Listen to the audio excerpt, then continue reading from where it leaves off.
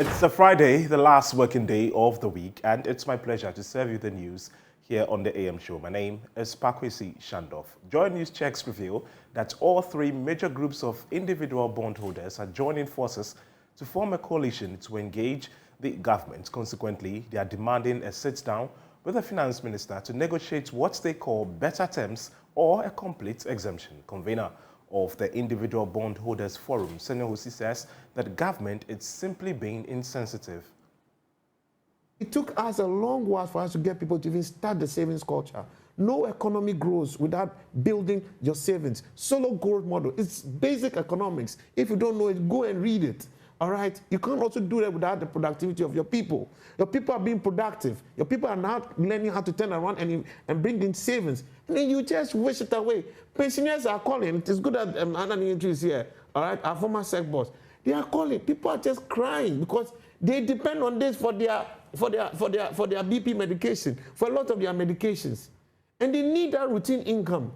People have lost their jobs, like you just said. And it's not just about the banking crisis. Today, the economy is tough. Things are hard. Businesses are struggling.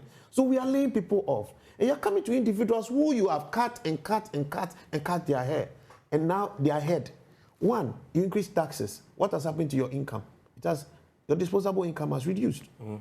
Two, now, a lot of your family friends are losing their jobs. Now they have to share their income with you because you have to send Momo here, send Momo here. What's your disposable income? Gone. Now you chop this one. You've brought in new taxes. You've chopped all this. And in addition, now you are saying that the one that I even saved to try and even pay my children's school fees, use this as the basis to sustain some part of my livelihood. That one too, you are digging your hand deep into it. And at the same time that you are doing it, you are living large. It's like somebody owing you and deciding to buy a Lamborghini and flaunt it in your face. You don't have the money. Cut your coat according to the size of your cloth. I was there the last time with what's his name, Joe Jackson, and went over this. And I told her it is coming. Because what we're having is not sustainable. But we don't have the humility, we don't have the sense of responsibility as policymakers to actually take the hard decisions that we vote you into power for. We vote you we queue to vote you and give you power for you to come and impact our lives constructively. We give you mandate, we give you our taxes. After that, you abuse it, you misuse it, you mismanage it, and you come back to us and say, pay more taxes. We pay the taxes, and after that, you come back and say, now, give me your savings.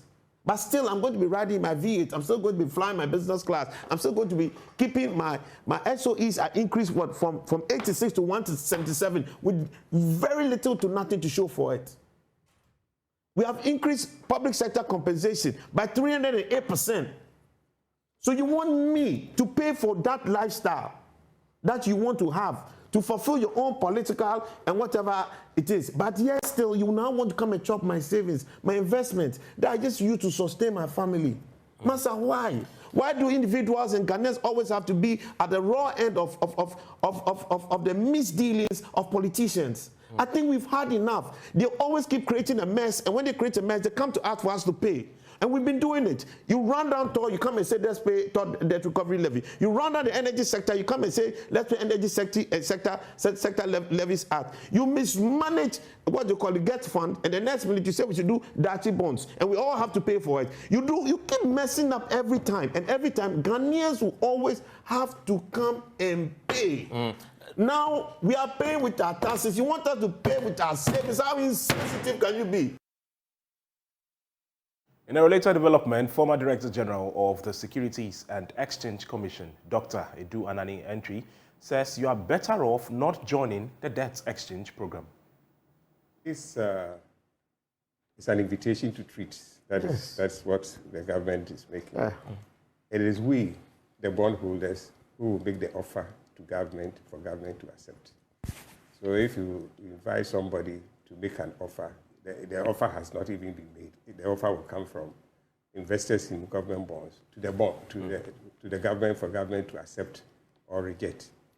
If we don't make, even if the government was making the offer for you to do the exchange and you don't accept the offer, you don't have a problem. You will still have your old bonds to keep.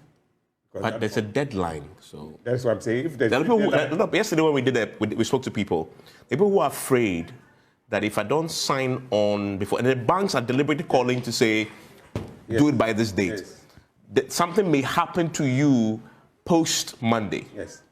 Exactly. Is that fair? Is that fair founded? Well, if you look at the document, it's like, I may not be able to pay you if you don't exchange. I may not be able to pay you. So the caveat is there. I may not be able to pay you. That's why I'm advising you to accept the new one. But nevertheless, if you decide not to pay, not to accept, you keep your old bond, and its covenant and terms will always be there. But if the time comes for the payment of the coupon, or the maturity period comes and the government has to give you back your money, the government has indicated that there's a likelihood that I will not be able to pay. And if I am not able to pay, going through the legal process to get the money will also be a challenge. That is the meaning of that aspect that the government has. And explain this immunity thing. Can you really sue the government? Because you are the expert in this area. You can sue, but you can get, if you have a good case, you win. Except that attaching, the government's assets is a problem. So if you have a case and you have won, and you are not able to get, if I'm an individual, you can just, if you see a car somewhere, you can just come and pick it up, But the government, the sovereign has that immunity. In the new issue, that is where they say they will lift that immunity. To sue, so you can sue. You can sue and get whatever. But there's still a clause which is not complete waiver of all 100% immunity waiver, no. Turning attention away from that, now government has reached an agreement on the base pay for workers for this year from a high of 130% on the part of Labour and a low of 8% from the government. The parties have finally reached a compromise of 30% effective January 1. However, Finance Minister Ken Ofori-Atta says that the agreed percentage will put a strain on the purse of government. In November 2022, the labor unions wrote to government requesting for 140% increase in their base pay for 2023. The unions cited mainly the increased cost of living as justification for their demand. After 2 meetings, Labour was willing to bend. Government progressed to 18. We also progressed to 65. We've never been difficult. We've been considerate for years, and many things have gone wrong. So I think that is the time to right the wrongs. The single pay salary structure is the most indecent structure in this very country. We will never take anything below the 60%. We are not representing ourselves. We are representing our constituents. And we have to go back and inform our members who sent us to negotiate for them. For government, it was a frustrating process. Unfortunately, we have had to table something anytime we have met.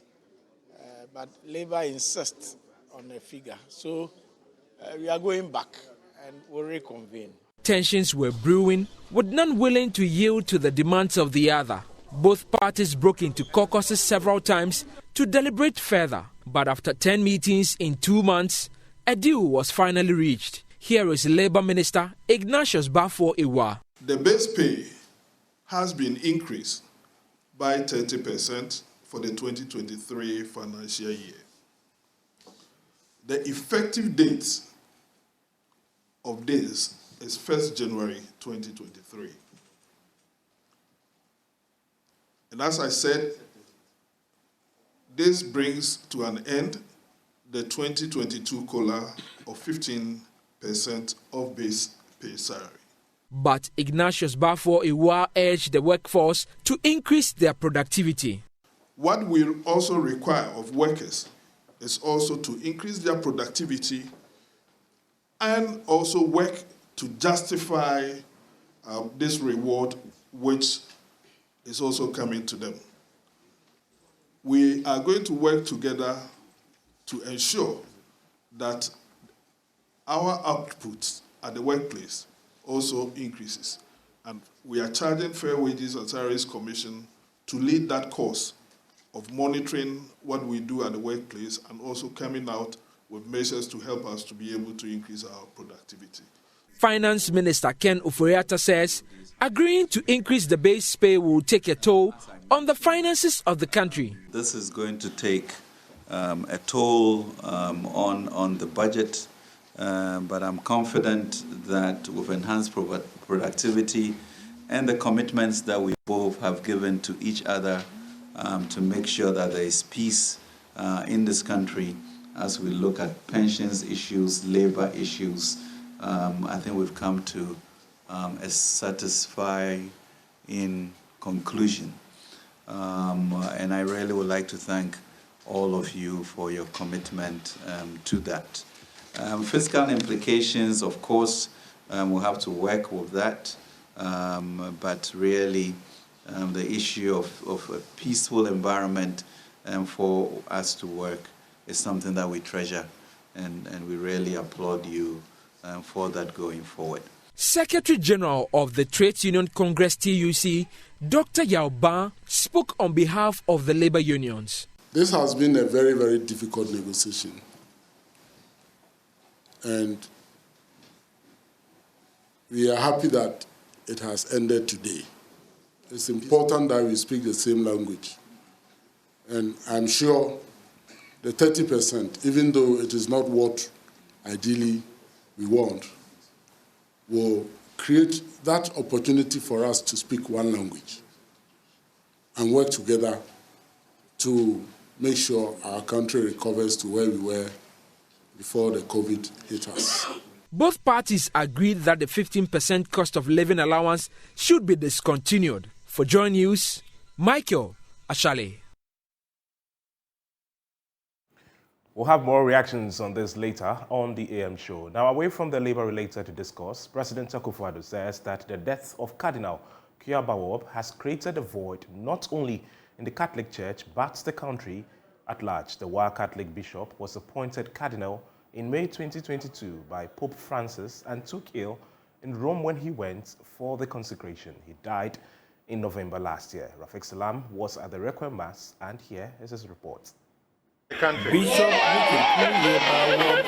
made history in his life, but and now somebody can also say one day in death. For the first time in the 94-year history of the Wa Catholic Diocese, it is holding a funeral service for its sitting bishop. He is the first sitting bishop and cardinal to be buried at the St. Andrew's Cathedral. His predecessor, Bishop Emeritus Dr. Paul Bemile, is on retirement and still alive. Two other bishops, Cardinal Porokudere and Archbishop Emeritus Piambaya, were transferred out of the diocese before their deaths. The service began yesterday at the St. Andrew's Cathedral before the remains was rolled out to the World Sports Stadium in a black limousine with the inscription, His Eminence, boldly embossed in front. The body of the fourth bishop of the World Diocese lie in repose throughout the night ahead of the funeral today for the clergy and locals to pay their last respect. In attendance was President Akufo-Addo and some top government ministers, bishops from the country and beyond, Supreme Court Judge Justice Emmanuel Yoni Kulendi, and beautified with a royal touch from paramount, divisional and sub-chiefs from the region. Under the scorching Harmattan sun, political elite came together and united under one canopy. The Requiem Mass was presided over by Chancellor of the Pontifical Academies of Sciences and the only person alive in the country and in the Catholic Church, arguably, could share honors with him as a cardinal, Cardinal Peter Pierre Texan. Called this day to journey to you, and since he hoped and believed in you, grant that he may be led to our true homeland, to delight in its everlasting joy. And we ask you this through our Lord Jesus Christ, your Son, our Lord and God. Superior General of Missionaries of Africa, Very Reverend Father Stanley Lumbago, has some kind words for the departed cardinal. But we still give thanks to God for giving us a cardinal and a president for second. Not because of what he would have offered, but because of what we already know he had offered to us, and which he lives as an example of Christian life. Richard was hardworking, a hardworking shepherd who was very attentive to the downcast. He had a positive attitude in life, and I never heard him complain.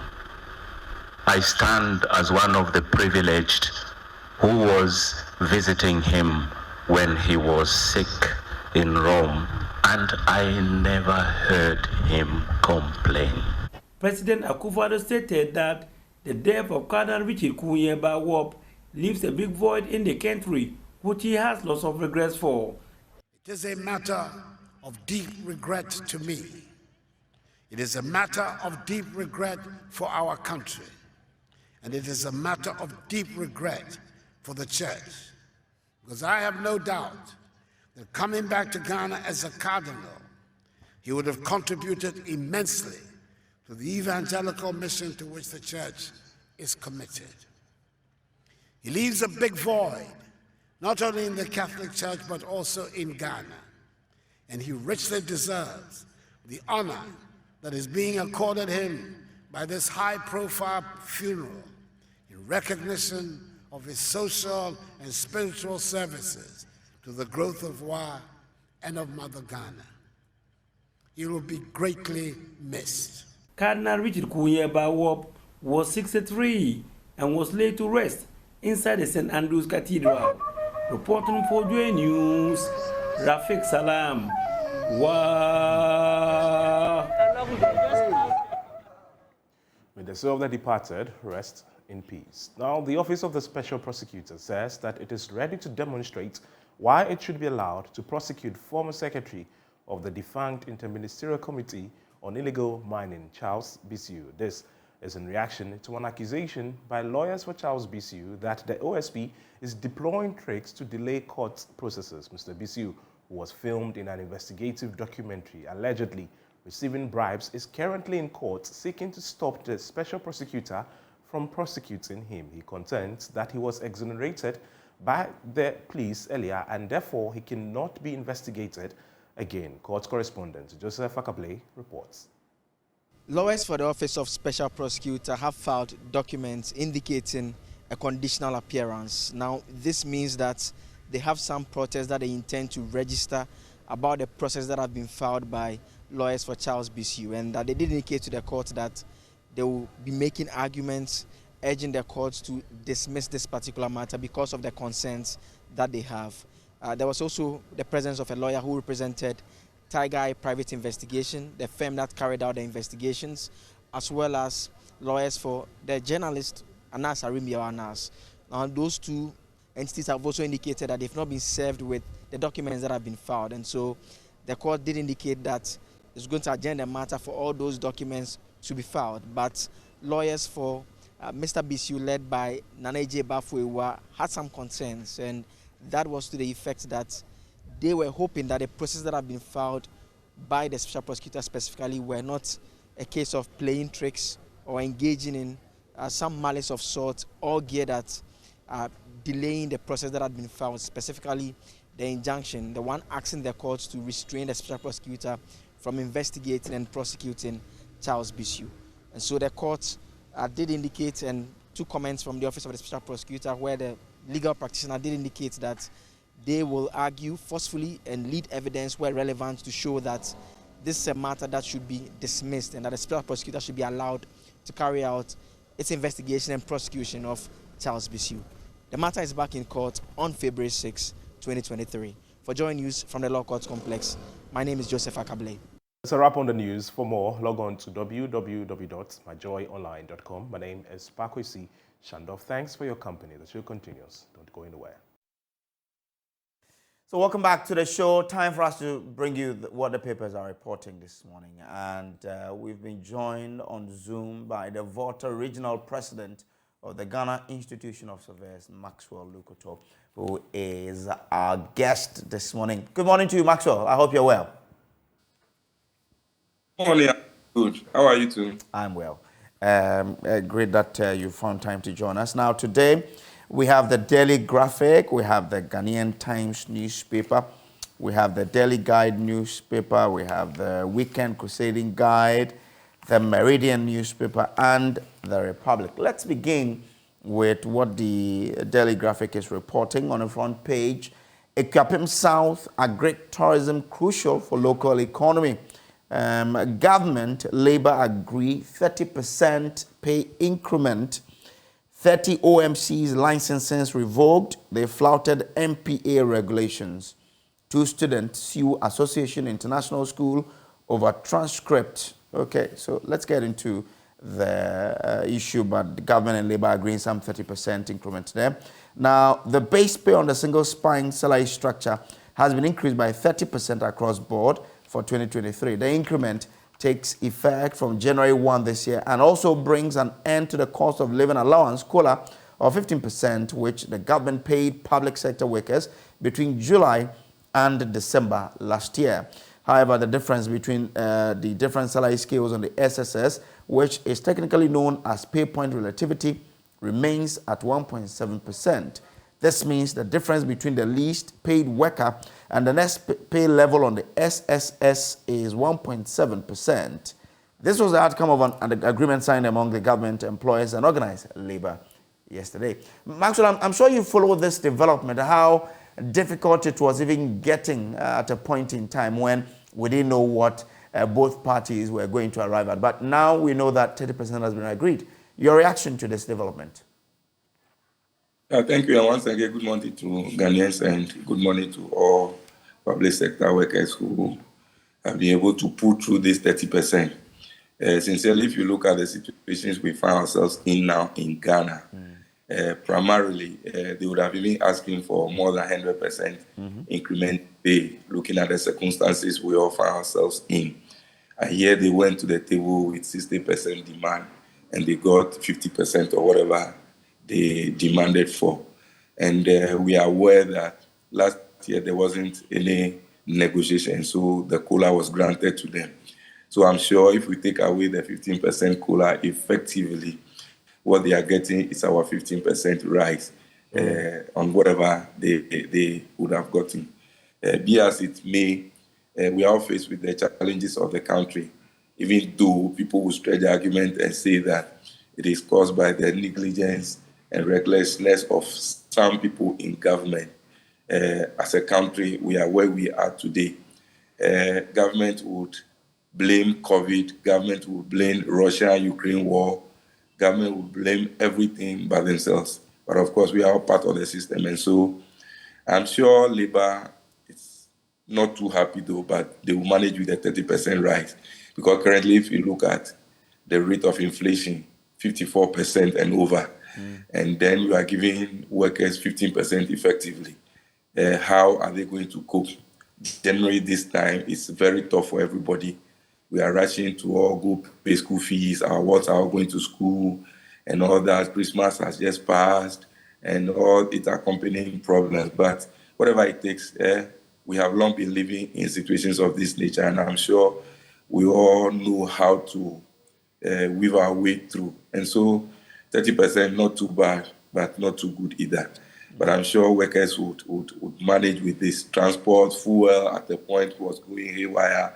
Now it's stabilized a little. The dollar rate was so high, culminating in the increase on all commodities. But like I've been saying earlier, I am sure Ghanaians can weave themselves through. They would have wished for better, but I'm sure government would have also told them, based on the IMF lacking around us and people's investment being touched and all those, I'm sure those would be the argument government would have made to these workers to also see in their life. And so it's off it. I'm sure we will manage. Ghanaians will manage. How do we ensure that we don't find ourselves in this quagmire again of labor and government being such a long, negotiation over base pay rise? There were agreements earlier, and I think that some arrangements were made such that some percentages were even predetermined, that anytime we are going to the table, we will not go below or beyond some level of percentage. But I'm sure the conditions that have befallen us in the previous past, immediate 1 year thereabout, has thrown most of these things off gear. And so I'm sure that we will go back, and if in science we say temperature and pressure remaining constant, if those things remain constant, not really constant, but relatively constant, some of those things might help so that they don't go to the table with all the acrimony. We saw they went on several occasions and the deal was not broken. They had to go back, they had to reassemble and all those other things.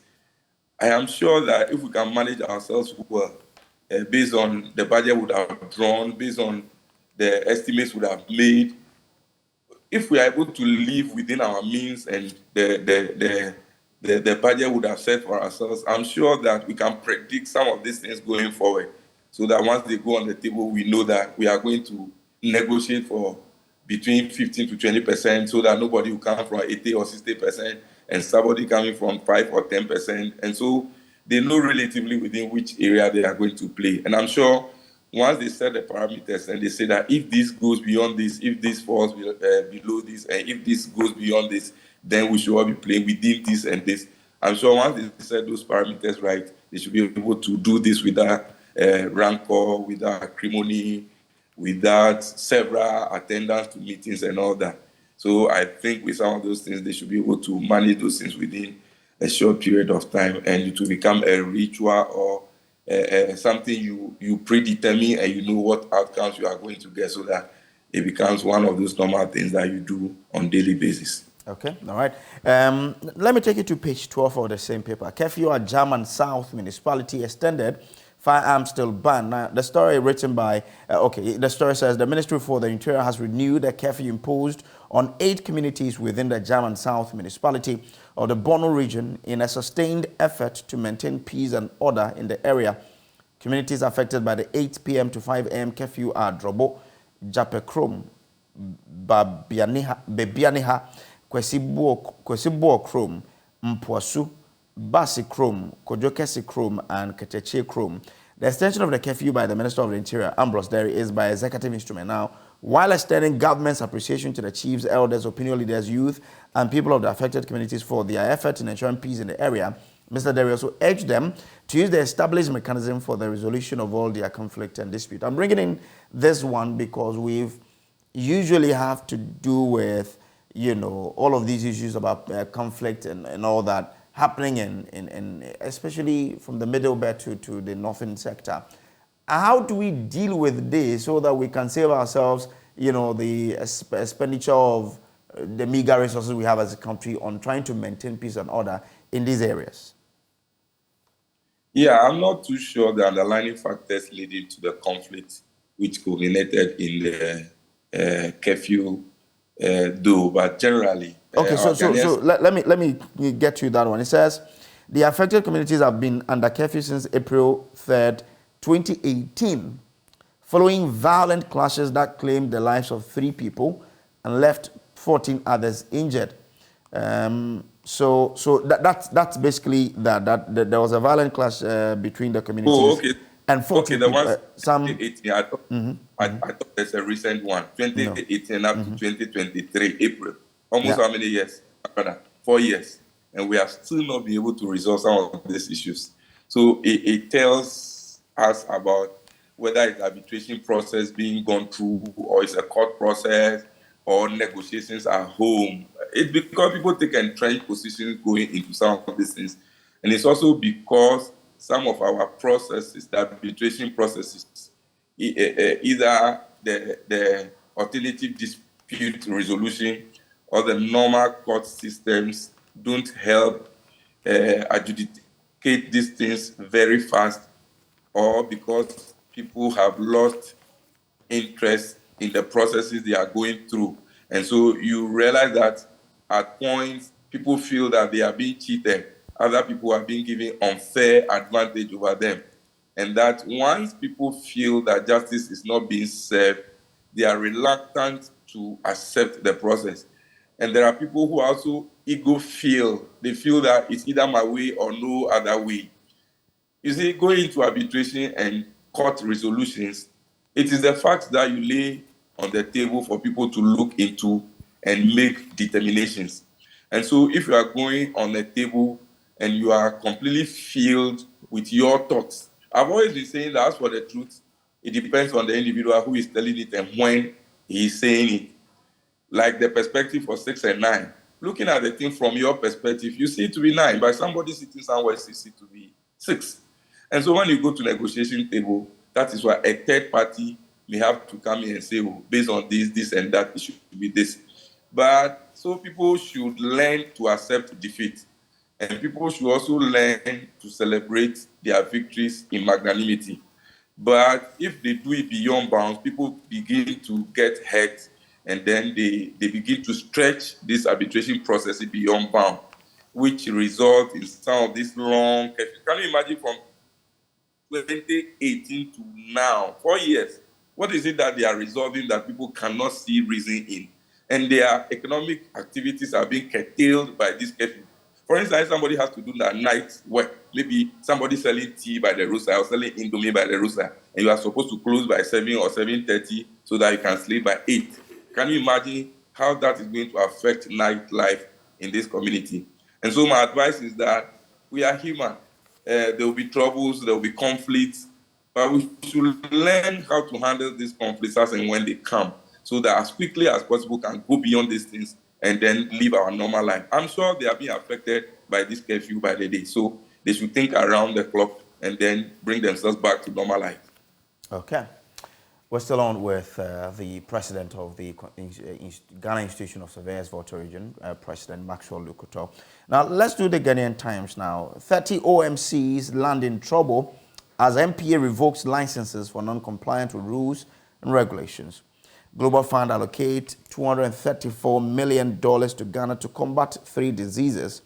President, others bid farewell to Cardinal Richard Baobir in Wa. And government inaugurate $8 million one-stop shop automotive development center. And car price robbery case for accused plead not guilty. Let's do the OMC stories now. Says the National Petroleum Authority has revoked the licenses of 30 oil marketing companies for non-compliance with the rules and regulations of the authority on the acquisition and maintenance of the license, particularly non-payment of license fees and non-compliance of the terms and conditions of the license. The NPA named the affected companies as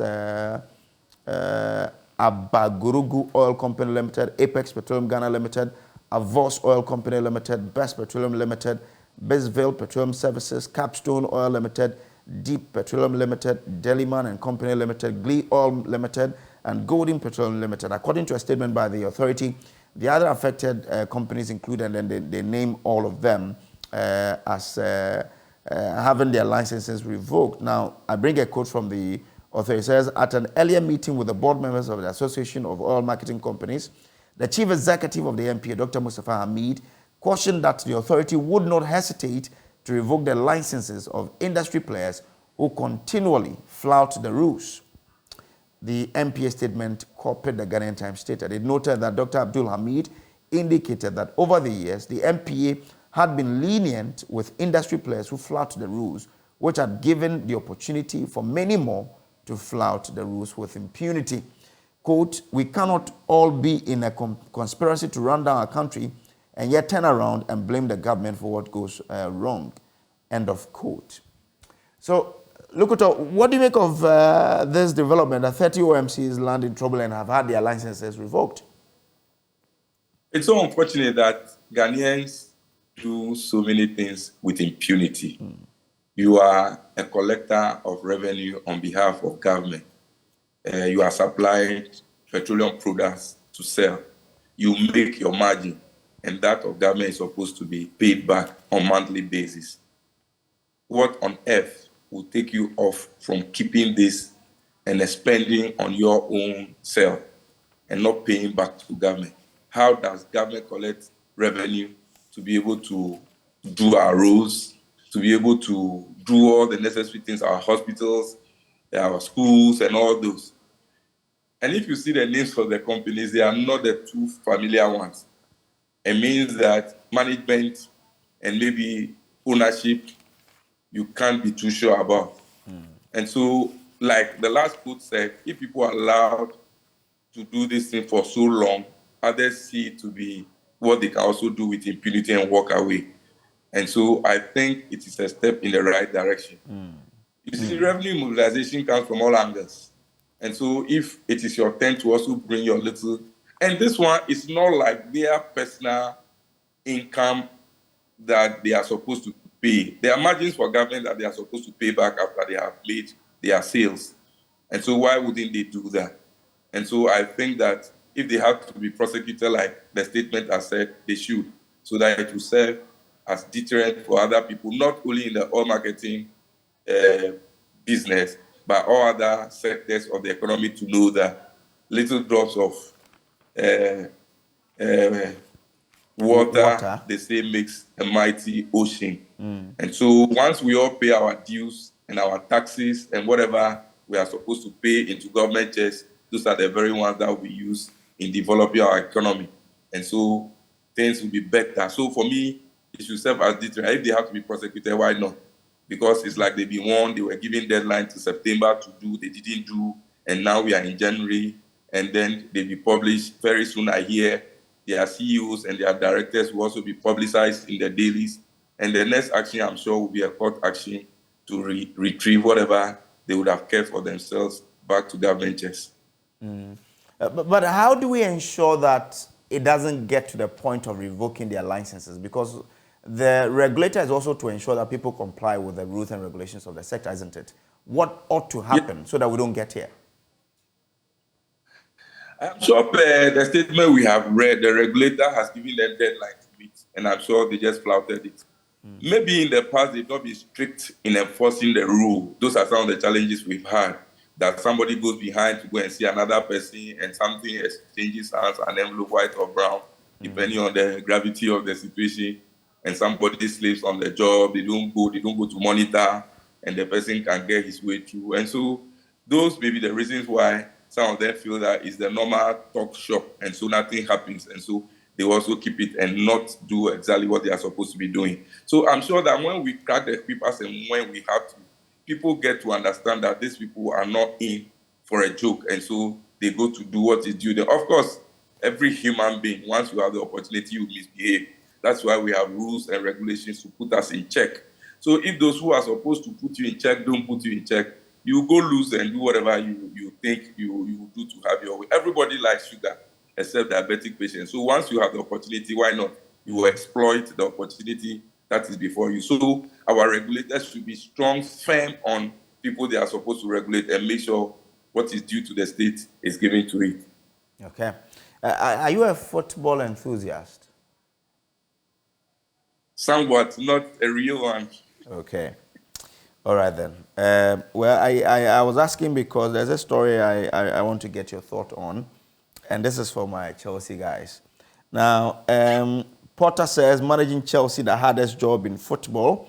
Chelsea manager Graham Potter has described running the team as probably the hardest job in football, but said he is not looking for sympathy as he tries to salvage their season amid an injury crisis and after a summer of radical change across all areas of the club. I don't know if you have been following their recent form. I thought managing Manchester was difficult some time back. I am a Manchester fan, and so at the point we all got disappointed. Now with the trashing of Chelsea 4-0 and all other things, I'm sure that is why they are bleeding badly. Sorry to my Chelsea fans. They are bleeding badly, and I just pity them. They should come join Manchester. Oh, so that's your message to the Chelsea fans, right? They should come and join Manchester. Yes. Okay. All right. So Chelsea, for you to stop bleeding, Maxwell says come and join Manchester United for... Anyway, thank you so much. Yeah, I have a Chelsea fan here. I'm sure by now he doesn't know what to do to all of us, but yeah, it's fine. Let's do the Daily Guide newspaper now. Says child rights dares GES over sacked student. MPA revokes 30 OMC licenses. Charles Bishu chases a nurse in court. Assistant headmaster shot in the bush, and court denies arrest warrant for Agrada. Let's deal with this story about this China SHS student. And the story says, Child Rights International, a child-centered organization, has called on the Ghana Education Service to publish findings of its investigations into the dismissal of some 8 second-year students of the China Senior High School. In a statement issued yesterday in Accra, signed by Bright Appiah, Executive Director, the NGO called on the GS to fulfill its pledge made to the general public, as stated in an earlier press release. Quote, CRI stands by the belief that educational and moral principles are not subject of dismissal that further deny children their right to education. On the contrary, such behaviors exhibited must be subjected to correctional and rehabilitation programs to ensure and uphold the best interest of the child in all matters involving children and their education. The conduct of the state has always expressed the interest in protecting children rather than victimizing them. End of quote. Now, Sierra also made reference to the letter issued by the Ghana Education Service on November 29, 2022, with reference number GESDG 247/22/421 and signed by Dr. Eric Nkansa, Acting Director General, to dismiss the 5 students of China Senior High School in Kasana, Nankana West District, involved in a viral social media video where these students were allegedly believed to be misconducting themselves by using unprintable and vulgar words against the President of the Republic of Ghana. This has received mixed reactions from the public. What do you make of this, that GS says, for misconducting yourselves, we are sacking all of you? Yeah, I must put on record that I am not a supporter of whatever these 8 children did in the China secondary school. Their language was so bad, especially on the president of the land. That is the premise. Beyond that, let me also say that I am the president of the Old Students Association of Sugakope Senior High School, Sugasco. I just handed over my president of the Old Students. So I am a board member of the school as I speak. And I know the things that go on within the educational system, especially within the secondary schools. With the advent of this free senior high school, so many things have gone off board, especially even from the top, the ministry itself, the handling of head teachers, teachers on campus, how they are supposed to relate with students, disciplinary codes, how students can behave, whether they can be punished or not punished. And so I'm sure those things have gone into the head of these students, and they think that they can do anything and go scot-free, especially because capital punishment has been completely taken off the educational system. We were all students. We knew that with our numbers, definitely there will be very recalcitrant ones amongst us. And in society now, we see some of them, and we could know that that is how they came out from their secondary schools. Our attitude, even at the national level, sometimes teach our younger ones that they can do some of these silly things and walk away scot-free. Because even in our body politicking, you realize that sometimes people who are so vulgar, people who can take on leaders, especially our president, take them to the cleaners. The next time are giving appointments, meaning that leadership has tacitly endorsed some of their attitude. And so I think that these are the little ones that grow to become the people we see in society who do some of the despicable things we see. And so as leaders from the top, if we want our children to grow up properly and become the quote-unquote the normal human beings would want to see, then let us also show that attitude from the top. Back to these 8 students, yes, they erred in whatever attitude they put up, especially the language they use. Though in a context, because the president said something they felt they were so unhappy about this campaign issue, and they took him to the cleaners. because their foodstuff, gari, and other things have increased at the point where they are not being fed well in school because of the free SHS. Their headmasters are suffering to be able to get foodstuff. Buffer stock has not supplied food to the schools, and so there were a lot of hardship within that period. And so they vent their anger on the president. Like I said earlier, I don't endorse it though. But in science, they will tell you first, action and reaction are equal but opposite. There may be several of them who might have said more despicable things in their heads or even spoken them, but because they were not recorded and played to us, we thought these are the only bad ones in society. But several people were affected by the situation they found themselves in. Unfortunate for them, they have decided to record theirs, and the whole world has known and seen their thought line, and for which reason they are being punished. As much as I endorse their punishment, dismissing them and possibly they've been prevented from writing their final exams and WAEC not allowing them to also write their exams is very high on the agenda, because usually that's the trend. Once you are dismissed, you will not be allowed to write your final papers. WAEC may ban you for 2 or 3 or 5 years. And so the question is, to what end? These are our children. Where are we pushing them? What do we want them to go and do?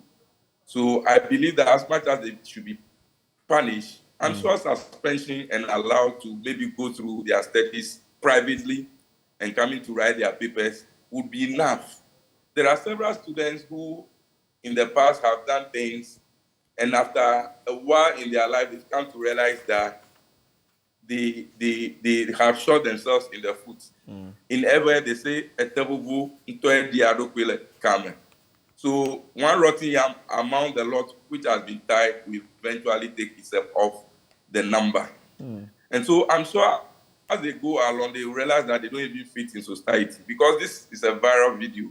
People would have known their faces, watch them. And so you go to a place, they say, you look like somebody I know. Are you one of the students who went viral insulting our president? Maybe you are going for a job interview or something. So by that, they are eliminating themselves in society. So for me, punishment, yes, but dismissal, no. People have stretched the arguments that we are making it look too big. Ministers of state, MPs, we have seen them insult president. Abronia DC on several occasions has insulted President Mahama. Eslausu on several occasions has addressed the president in very unpleasant manner. Several people, our leaders, even Kennedy Adepo, who wants to become president of Ghana on the ticket of MPP, have used unsavory language on several other people. Look at what he said about Anas, Arimaya Anas, and then his journalist Ahmed Swale, who was eventually killed.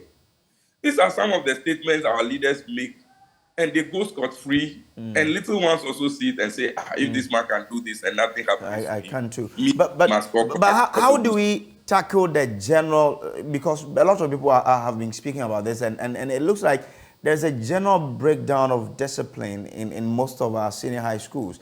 How do we deal with that, which probably will be the root cause of how young people of today can just go onto social media and use any, vulgar words on anybody? I remember during our time was a difficult thing for you to do, that you could. It is. Yeah. It is. So how do we tackle that? The breakdown of discipline. Leadership, GES, ministry should know that what is good for the goose is good for the gander. If you say students should respect elderly leadership, what happens between the GES, the ministry, and teacher unions when this appointment is being made about the Director General? There were a lot of back and forth on whether they like or they don't like.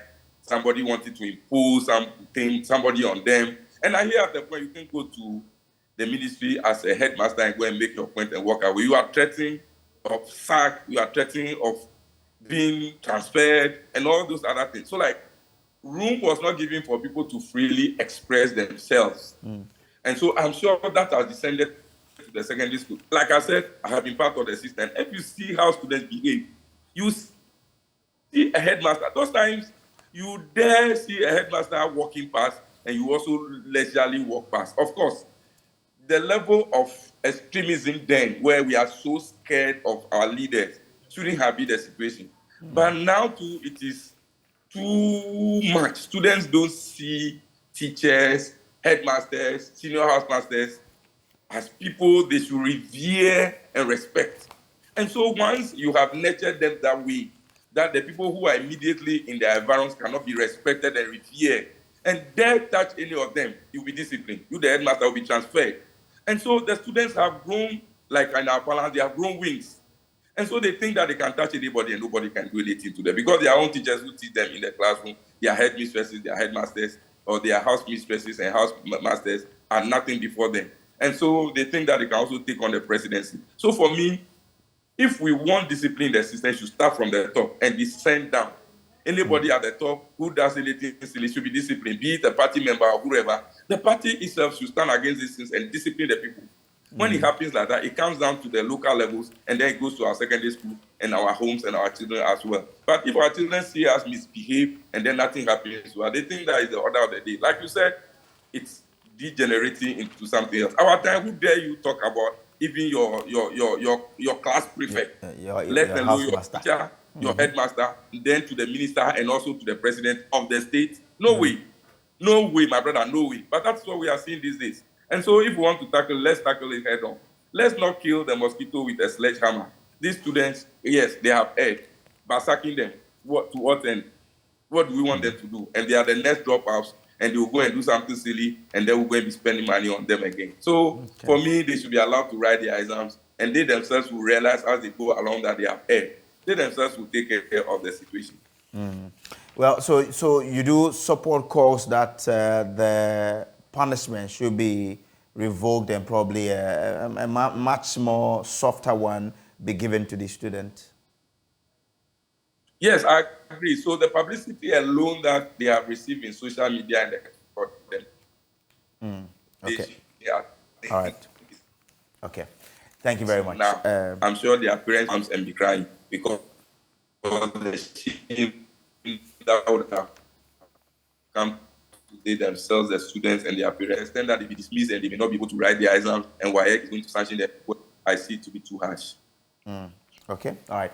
Thank you so much. I'm grateful to you that you could join us on the news review segment of the show this morning. Enjoy the rest of your day and the weekend as well. Thank you so much and enjoy your weekend too. All right, so Maxwell Lukuto is the president of the Volta Region Surveyors Association there. But just to wrap up, the new crusading guy says, towards enhancing trade and prosperity in Africa, Kwahu Summit assembles business magnate political grade to map out clear, actionable initiative.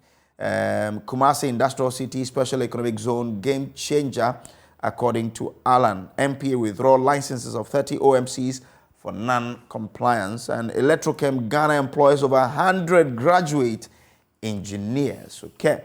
Now, Alan Tremantin resigned from MPP in 2007. Ohene Into says. Okay. Let's see how that will play out in the run-up for the flag bearership of the MPP. And that's how we wrap up the new segment on the show. Now, it's Friday, as you know. Muftar Nabila Abdullah joins us with Prime Take. And today, he's speaking to former Black Stars coach, Kwesi Appiah. There is much more to be revealed in this interaction. Stay with us and enjoy the interview. Kwesi, thank you very much for your time.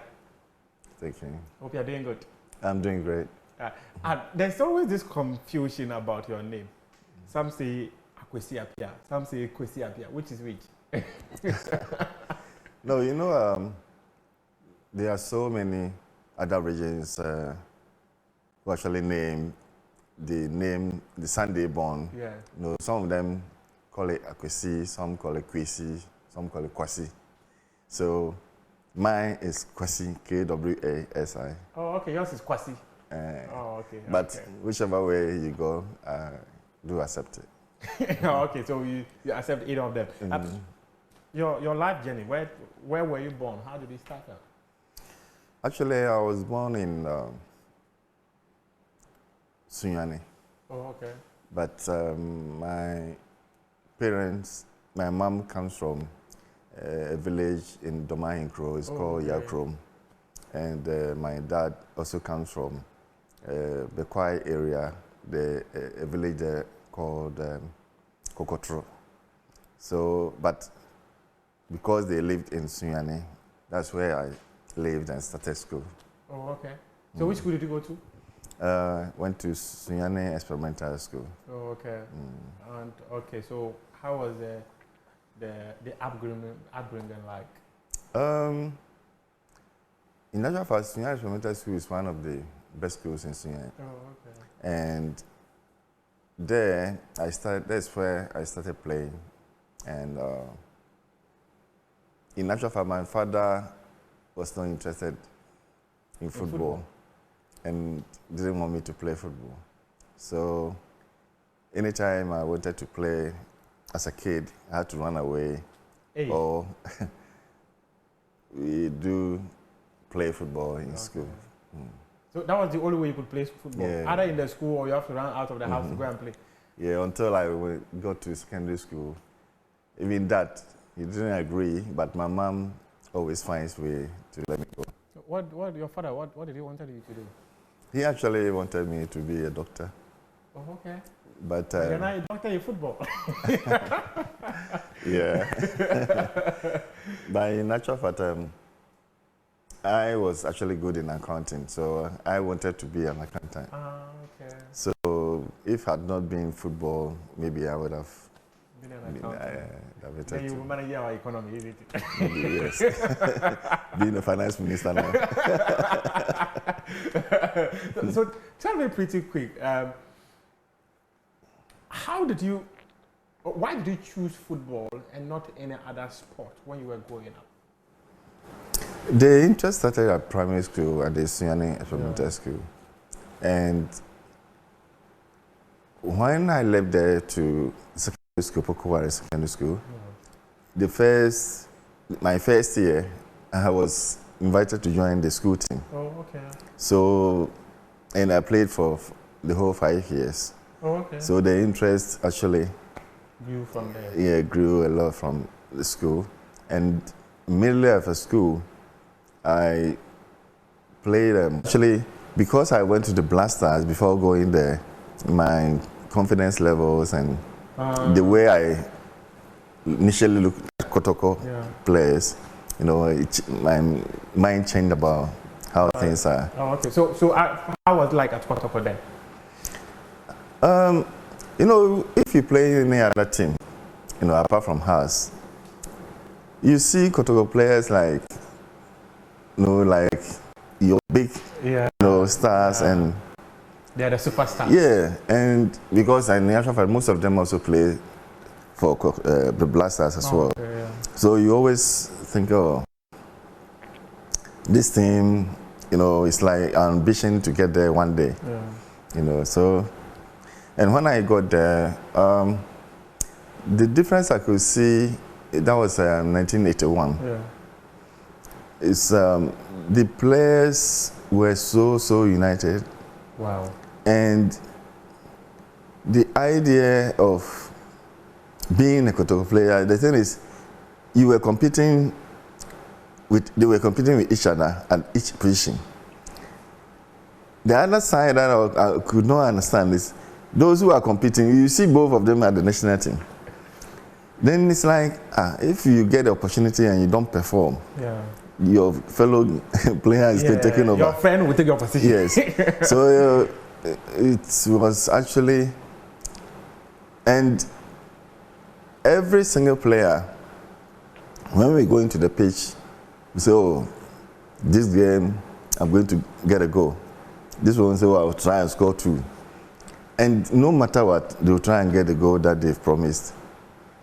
And if you play in those days, to 1, to 2, to 3, if you play in Kotoko and the game is not over, you should never say, no, you can never get tired, or you should never think that you've won against us.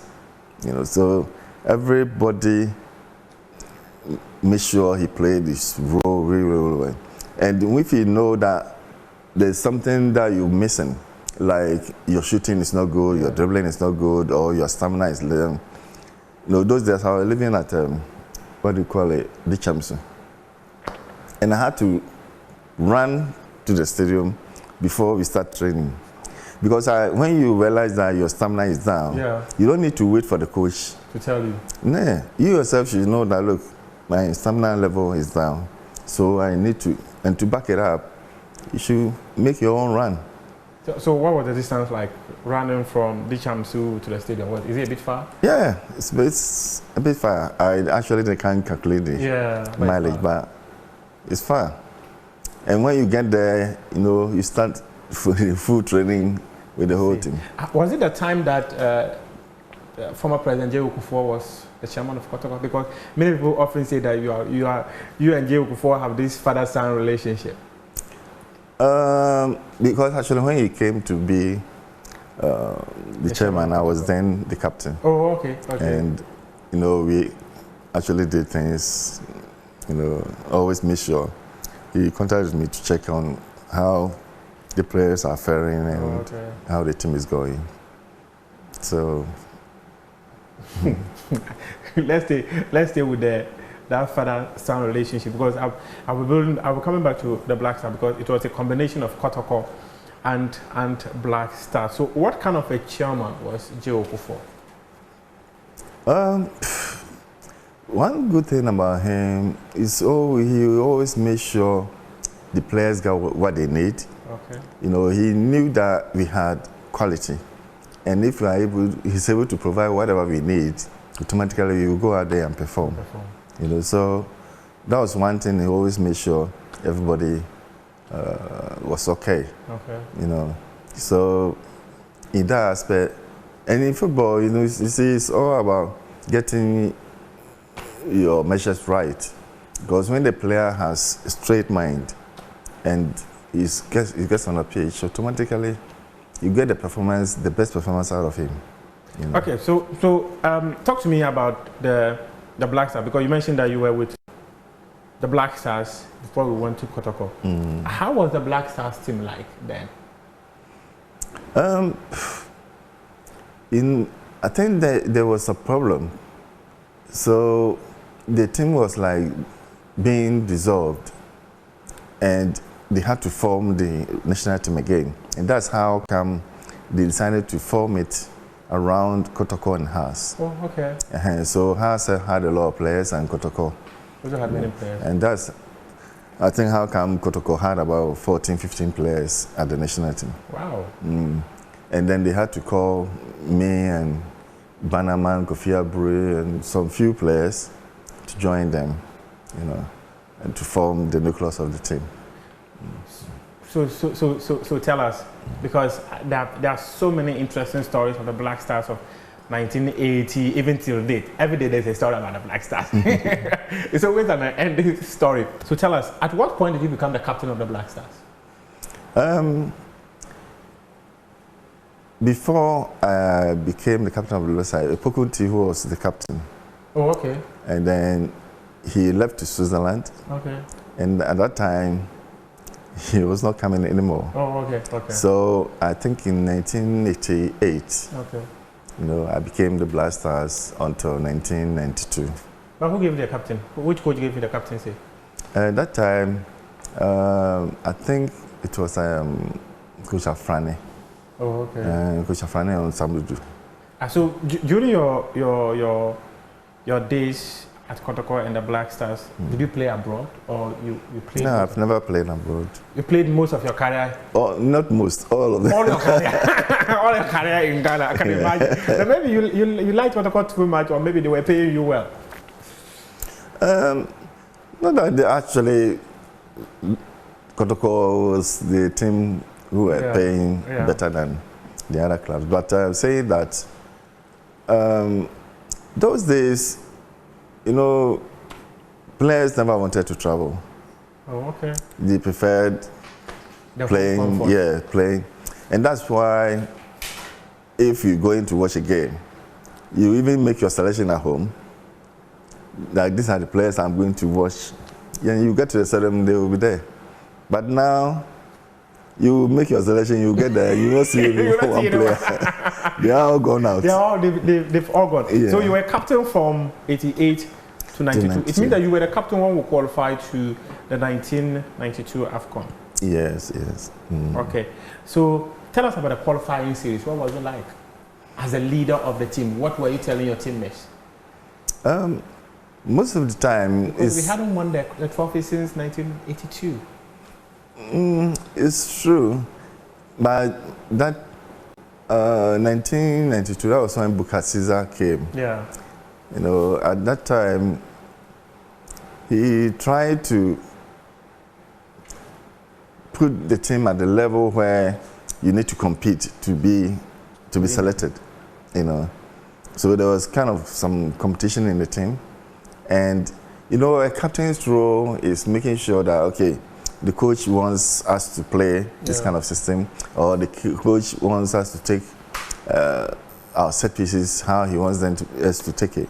So it's up to you, the captain, to remind your players, okay, there's a free kick here, and this is how it should be taken. Or there's a corner kick here, this is how it should be taken. You know, you are representing the coach on the pitch. Yeah. And then at the same time, trying to encourage the players when they go in and stuff. Tell me, I've had the privilege of speaking to many of your teammates, some who were with you in the 1992 African Cup. It's part of your profile, actually. They talk about how going into the tournament, you lost the captaincy armband. Do you recall what happened? You know, as I said earlier, you know, I was captain from 1988. And in those days, I can't remember if you are the captain, you're captain for 4 years. Oh, okay. And normally they move you to the next stage, which is a general captain. Or kind of something. Yeah. You know, so after Opukunti, when I took over 88, you know, if the management had told me that they want to make Abedi the captain, no, I would have just told them, look, let's try make me the general captain, and then you pronounce him as the captain. But unfortunately, they came out and said, we're going to Senegal for the competition, and you know, because I cannot speak French. A language barrier. Yeah. So they giving the captaincy to Abedi. And you see, that created a lot of issues for people to condemn them, you know. So that was a big mistake that they did. But on my part, since I had captain for 4 years, and you know, we've been able to win, go to the Cup of Nations. Yeah. You know, taking the captainship wasn't a big issue. At the end of the day, if you are invited to the national team, you are not invited because of being the captain. Yeah. You are being invited there to defend your nation, and that's why you need to go out there and do. How disappointing was it that they never told you that they were going to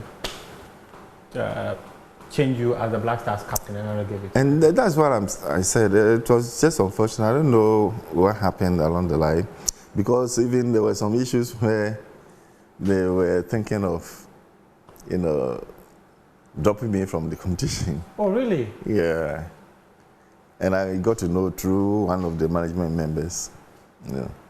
But saying that it was a decision that was not good at all, because we created a big division in the team, you know. But if they had done it the right way, just even consulting me alone would have changed the scenario. But many people also say that because of that captaincy role, we missed out on winning the African Cup of Nations in 1992. Do you think it played a role? I don't think so. I knew that there was a division in the team, but you know, we were always making sure, you know, we try and unite, you know, by making sure we call all the players and you know, instilling in them dialogue. We are not here because of captaincy or any particular person. We're here to defend the flag of Ghana. And through that, you know, we started getting together as a team. Did you have any kind of conversation with Abedi Pele in terms of the leadership? Yeah. And at any given time, we were talking. Oh, okay. And even when I wanted us to pray in my room, I told him, and he will be part of every. And then after, we all talk, that look, anybody's mind, we should all put it aside. And I think of being united, for us to get, because without any unity in the team, automatically succeed in whatever we're here for. Tell me, please, at what point did you retire from the national team? 93. 1993? No, 92. When we came back from the Cup of Nations, I decided to finish with the national team. Okay. And then 93, I decided to stop playing. Okay. At what point did you decide that you were going to be a coach? When I stopped playing Kotoko, that was 1993, Coach Malik, Malik Jabir, okay. He was a coach. So he told me to be his assistant. Oh, okay. Because by then all the players, they knew me, they all loved me, and he thought he could use me to to try to control the players. Now saying that, I also started gaining interest in it, and that was where I started the coaching. So I was his assistant coach, and unfortunately he left. So there was a coach called Watara. He came, and then I was also his assistant. And then Bukasiza came, and then I was his assistant. The Bukasiza you worked with at the Black Yes. So when he left, Bukasiza left, I took over. Oh, okay. From 95, 96. So I was the head coach. Tell us, at what point did the FA tell you that you were going to take charge of the team? At that time, Ghana, we went to all African games. Yes. In Mozambique. Yes. Maputo, Yeah, Maputo. And then the management of the FA had confidence in me after winning the gold. In Maputo. Was your star player that Yes. So they thought of giving me the opportunity. And I'll always be grateful to the management at that time. Because it's not easy when you're going to play the World Cup qualifier. And then you put the team in the hands of someone who's not handled that level before. And by God's grace, we also made sure, because of what I've learned, little that I've learned from all the previous coaches, I made sure, we achieved. I quite remember we played Zambia. Yes. And they beat us 1-0 in Zambia. And we had a meeting, and then one of the management members, do I think I qualify or I can take the team to the World Cup? So automatically, I know you people have believed in me. That's why you gave me the team. And I'm assuring him, well, he was sitting by a wall. So I said, if you turn and mark there, you will finish the qualifier and we will be on top. And by God's grace, we were on top at the end of it. Because one thing that we are not realizing is, when I took over the national team, that was the time when, unfortunately, there was a team that we had. If you Ocean Sule's group. They were fading the out. team, the team had been there for some years. Like almost 10 years. John Mensah, John Payne. So I came at a time when these guys are all, going out of the scene. So I had no choice, given the opportunity, I had no choice but to start building the team. And that's how come, I started inviting a lot of players into the national team. And it's unfortunate that You know, when you're doing that as a coach, it's a high risk taking, in the sense that even though it's good for the nation, but you should coach for your career. If things don't go well, Ghanaians will not forgive you, or even the management will not forgive you. Because they will feel that, oh, we gave an opportunity and you're messing up. But they didn't look at, did we have a team? You know, building a national team is totally building a club side. Yeah. A national team, more especially where our players are out there, it takes time to keep inviting some players.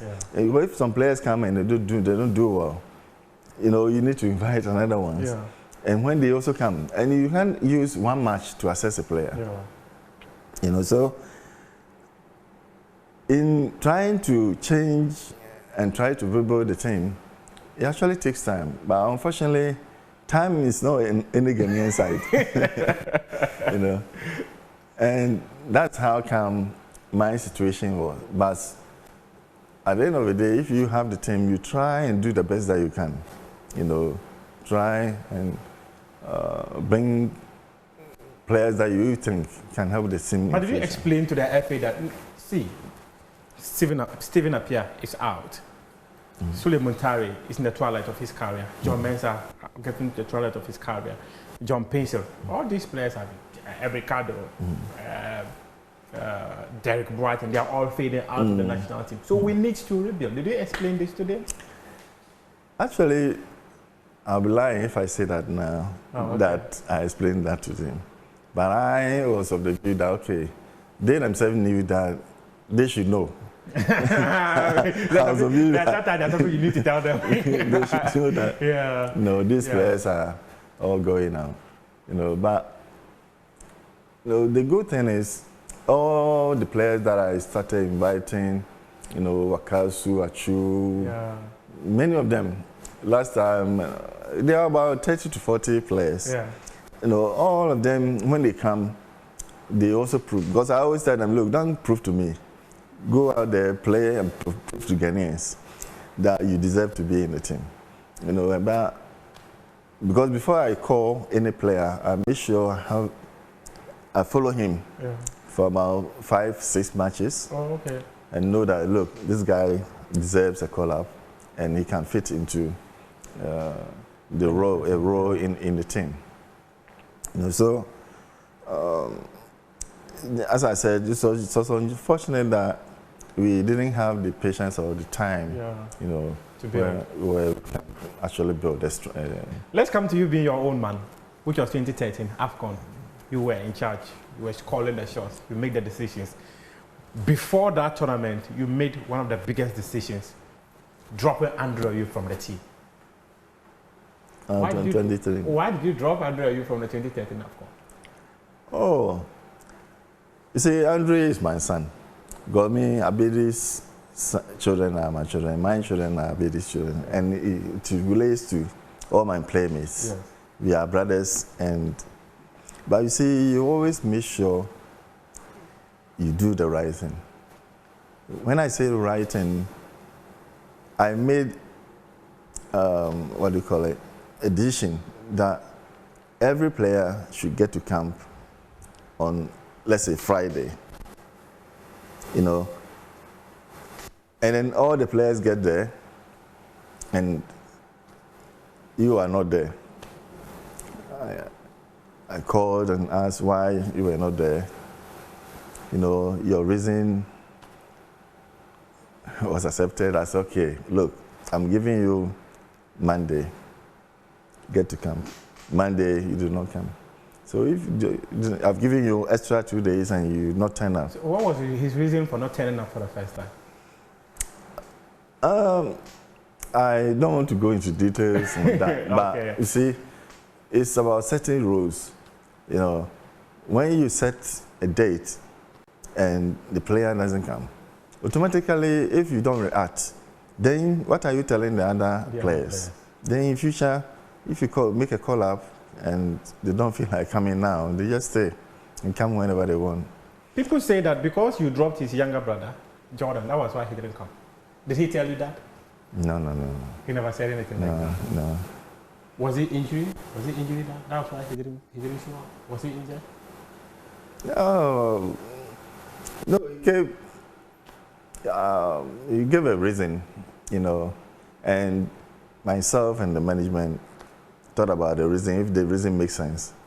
So we all thought, okay, let's give him the benefit of the doubt. And then it did not turn up the following Monday, so. You had to drop him? Was it a big call to make? Yeah, I mean, how can you drop the day at that time he was at the peak, you know? But you see, when I took over 2012, yes. My main target was to try and build a two winsome team. Okay, for so the national team. 2 separate national teams? Yes. Okay. So now, we don't have a situation where players will think without them, the national team is not there. You know, so it was one of the reasons why I started inviting a whole lot of players, you know, to make sure you have 2 winsome teams. You quite remember players were sometimes, oh, I won't play for the national team again. Yeah, yeah. Then all our Ghanaians will put their hands. I'll come to that. You know, so I wanted us to get away from that situations, you know, and make sure if you're not there or you are sick or injured, we have a replacement that can play for the nation. Why did you make Asamoah the captain? Because we still had Sule Muntari, who was a senior player. You brought back Michael Essien yourself, who was a senior player. There was John Mensah, who had not entirely been out of the team. Why did you make Asamoah the captain? Actually, before then, John Mensah was the captain. Yes. You know, so we were then going to the 2013 AFCON. Yeah. And in fact, Jan had retired. He retired from the team after missing that penalty against Zambia. Yeah. So when you brought him out of retirement, then you made him captain of the Black Stars. Because you see, sometimes you make someone a captain because you want him to give something extra for the team. You know, so and at that time, John Mensah, just gave him a call and said, look, John, I'm moving you to general captain. And I gave the captaincy to Asamoah Gyan. Sule and Essien were not part of the team by then. Yeah. You know, because normally we look at who was being long in the team. Yeah, you know.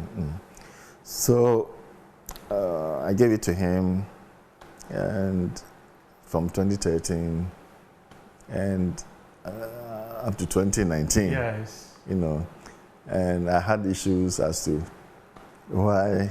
You were taking the captaincy. Asamoah Gyan, no, why Sule Muntari and somebody like Essien, because they've been in there longer. Yeah. But by then, I had taken the decision already, so I had to stick to it. But would you have considered other players, say Michael Essien or Sule Muntari, if they were within the team? If they were in that team, maybe yes. Then came the 2014 World Cup. What a tournament that was, but unfortunately we couldn't make it. But many of us already know the stories surrounding how the team could not perform and all that. But one of the stories that stood out was the fact that they said you had lost control of the dressing room and that you were crying in front of the players. When you say you've lost control in the dressing room, I don't know actually what it means. What it means, because if someone who's lost control in the dressing room is someone who cannot control the players. You know, if you cannot control the players, because the dressing room is made up of players. So if you cannot control the players, then we classify you as, okay, you've lost control. Secondly, when there are some people in this life that are very emotional. Yeah. Sometimes if they react to what their emotions are, people might be surprised they've opened their mouth. because of that, there are some people, when they are so highly tensed, they cry to take away the emotions away. And I actually, when I felt like I was very highly emotional, very emotional, and what would have maybe happened there? Everybody in the whole So what led to you being very emotional to the extent that you were sharing tears? So welcome back from the break. Now time for us to bring you the big stories. But just before we do that, Bernice Lansah is here. Hi. Hello, good morning. Good morning. Good morning. How are you? I'm blessed. How are you? I'm fine. The boys? Great. Good to be back on your sets this morning. And like my colleague Brace said, we are just about to delve into the big stories. The first one, of course, has to do with the base pay negotiations, which have now been agreed on. Remember yesterday we had that conversation with Michael Ashali, who's been on the beat for us on this particular one. And it was quite a stalemate at that point. But yesterday's meeting ended with both parties agreeing to a 30% increase. What does this mean? If you're a worker, how will it translate into what you take home? And there are questions surrounding the issue of productivity, concerns raised by the finance minister and the employment minister. How will that be addressed and ensured? We will have that conversation with our guests. Let me welcome Perpetual Oforia Ampofo, the president of the Ghana Registered Nurses and Midwives Association. Good morning to you, ma'am. Thanks for joining the program. Good morning to you, Bernice, and good morning, Samuel, and of course, good morning to all your listeners. Great. So initially, like we heard in that story, 60% was what Labour was willing to compromise. I mean, we know where it started from, came down all the way to 60, and it was, it had gotten to the point where Labour said we were not going to go beyond that. What led to that compromise of 30%? Thank you very much. So every negotiation, you know that there would be some compromise along the way. So we started from 60, and we did not come to that 60% in a vacuum. We actually tabled a technical paper, a proposed paper to the government team, and set out the reasons or the justifications for the 60% that we were demanding. And some of them were the fact that we wanted to bridge the gap between the minimum wage and the base pay, which was hovering around 31.33%. And we also wanted us to look at the relativities on the single spine and all of that. So there was justification for the 60%. And therefore, if you have monitored the negotiations all the way, you realize that we only moved from the 60 to the 50, while the government team had moved about 4 times from the initial offer of 10%. So yesterday, we actually considered a whole lot of things. And having had the government team move from their 20% to a 25%, they were actually coming into the agreement zone, a middle point where it allowed us to actually also move down further. So in the caucus of organized labor and all of that, having discussed a whole lot of things, we moved to 35%. And we communicated that it became a lot of jojo. And finally, we ended at 30%. And I think that 30% being at least 50% of what we initially started with. And the fact that with that 30%, we are almost there in terms of bridging the gap between the minimum wage and the base pay. That is what gives us the comfort. And therefore, for us, we have monitored the sentiments of workers across the country between yesterday when the announcement was made and as of this morning. And I think our workers are happy. They know that 30% is not actually 30%. Once the COLA is taken off the cola per the agreement was to end December 2022, and that was 15%. If that cola is taking off 50% and you are getting 30%, invariably it means you are receiving additional 15% as to what you were receiving last year. But all the same, workers are happy and they are comforted that organized labor has done a good job and look forward to more gains in the future. As at yesterday, the indications from the government team was that we should increase productivity and all of that and all those things. And we also indicated that we are ready to work with the government team on certain areas that we can comfortably work with. But in terms of productivity, a lot of things goes into productivity. And when I speak for my sector as the health sector, nurses, midwives, doctors, pharmacists, everybody in there understands very well. We run a shift. You go to work. There's no way you can go to work and say you take care of the patient or you take care of the client. We go to work, run our shift, and at the end of the day, we receive our pay. Right. But most importantly, we need certain things. And those things have to also be provided by the employer. What are those things? Facilitate our productivity. What are those things? So when you take us, for example, of course, you need, today, there are so many equipments that make nursing care easier, but we don't even have them. Look at the beds that we keep our patients on. If you have to place them in a certain angle, 90% or 90 degrees angle or 30 degrees, or put them in a certain position, you have to always do these things manually.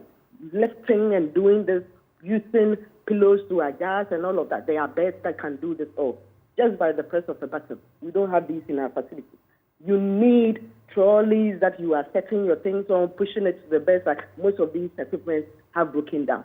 Your trays, your other things, with manometers that we use in even checking BP, simple thermometers. You go to some places, only one, and you are using it from patient to patient, and it's unhygienic.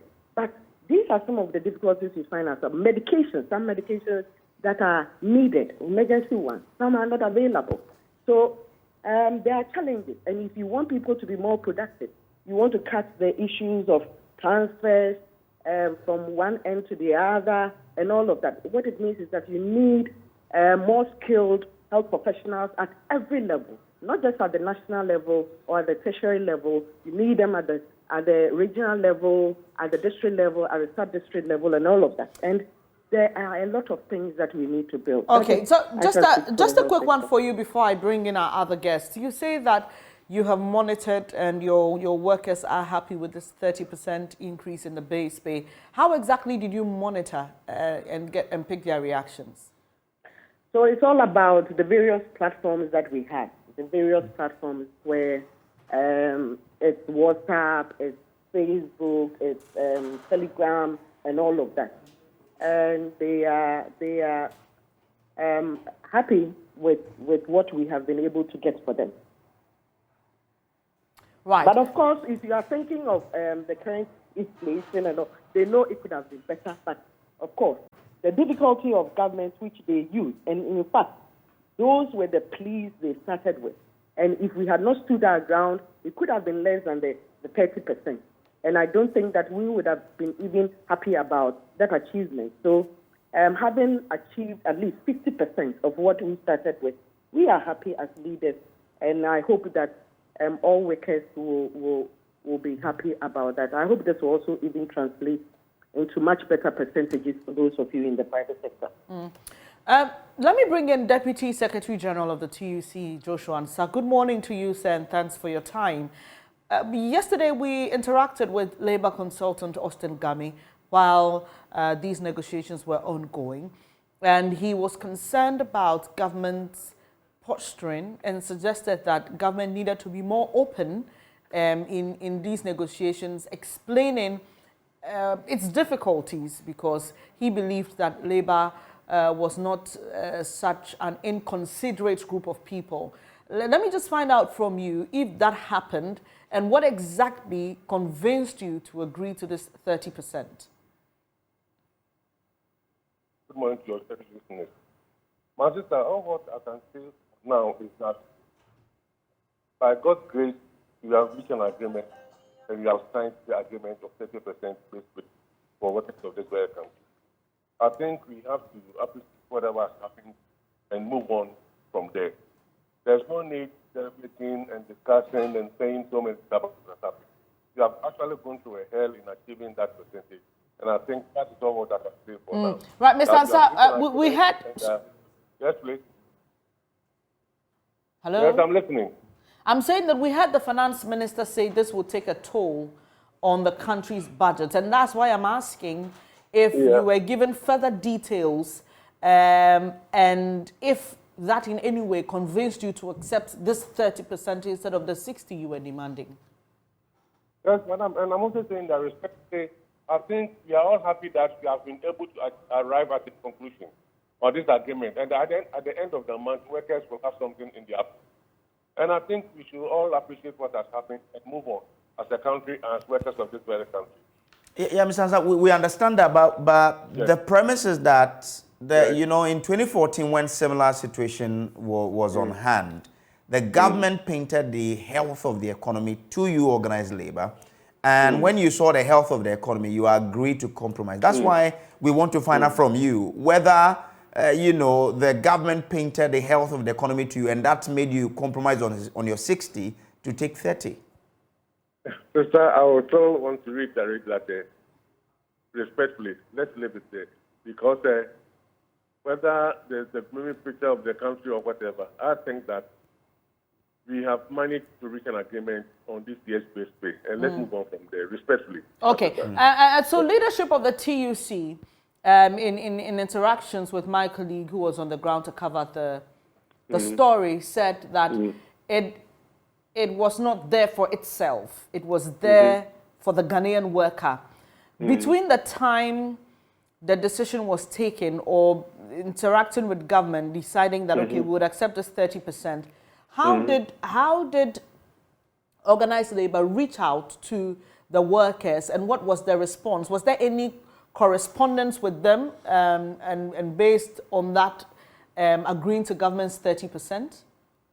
We've always been in touch with the grassroots. You see that this year's negotiation has been one of the toughest negotiations that we have had. And that means that we have to carry our people along whatever they think that will be. From day one, we carried our people along. That is why we have overwhelming support from all the workers of this very country.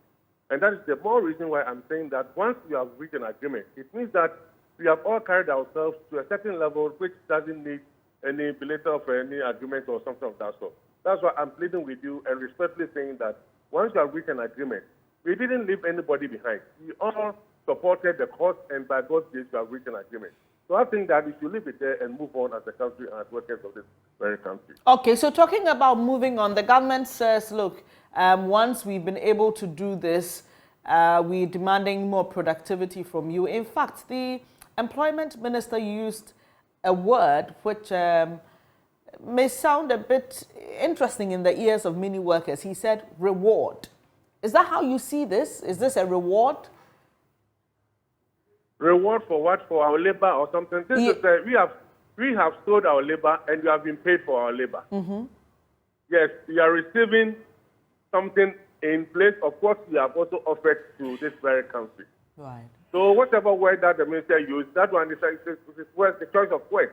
But how does it make you feel? I mean, because exactly, you've worked and you deserve to get your pay. But he says that look, once we've given you this reward, we expect a certain level of productivity. How does that make you feel?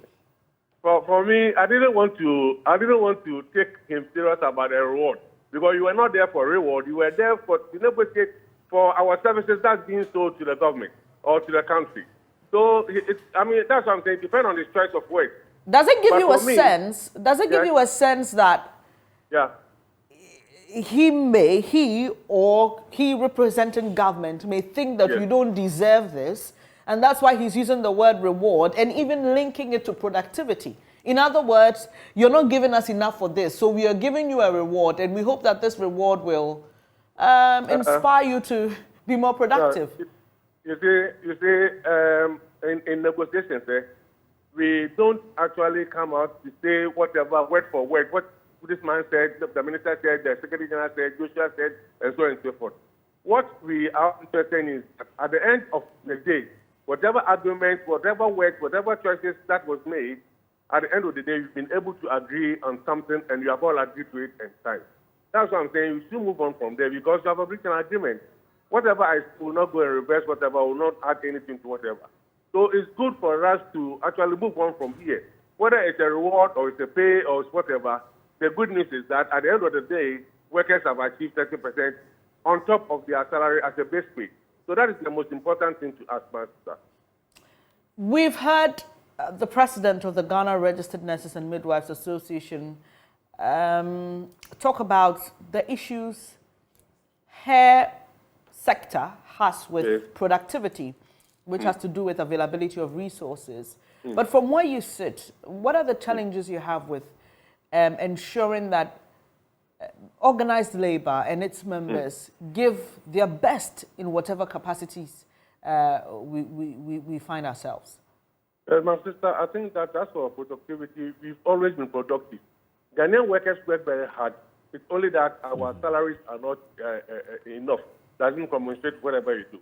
But I think that Ghanaian workers have done well in the development of this country by giving their best out. And we will continue to do that. We will continue to put out our best. We will continue to be productive so that at the end of the month, the development of this country will be a hallmark for all of us.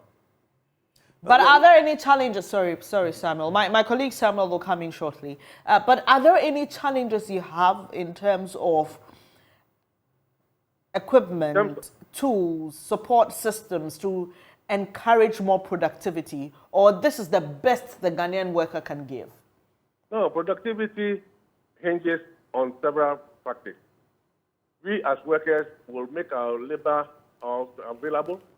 Government is supposed, or the employers are supposed to give us the necessary tools and necessary raw materials to work with. And when all these pillars are arrived at, I think you can all achieve the best out of whatever you want to do. So it behoves on workers, it behoves of employers, it behoves of government to create the enabling environment for us to do our best that we can for this very country. That's it. But this whole issue about productivity, yes, as a worker I can say I'm being productive, but there should be a measuring stick that you and the employer can agree on to say that if I achieve A, B, C, D, I'm being productive and therefore I deserve this. So isn't it time for us to look at that and to ensure that we are pegging the remuneration to productivity of workers? Yeah, my brother, I think that we need a whole period to discuss the matter or the issue about productivity. I said this morning's conversation is about yesterday's base pay negotiation. So I will want to appeal and say that let's find time to discuss the work productivity itself. Then that is where all the ingredients that is needed can be discussed, and at the end of the day, we'll come out with a clear solution to the word productivity, what you can all put our best to ensure that productivity in Ghana is really achieved. So let's find time to discuss that, and don't let us link that one to yesterday's pay. I think that it will clear off the discussions we want to have with the base pay. So let's concentrate on the base pay. Then at another time we can discuss productivity, so that we can all share our views on production in this Ghana, in this country. Well, Mr. Lansah, we all agree that, yes, it's about the base pay, but the base pay is also linked to how productive you are, isn't it? And that's why the minister was even talking about it. And yesterday,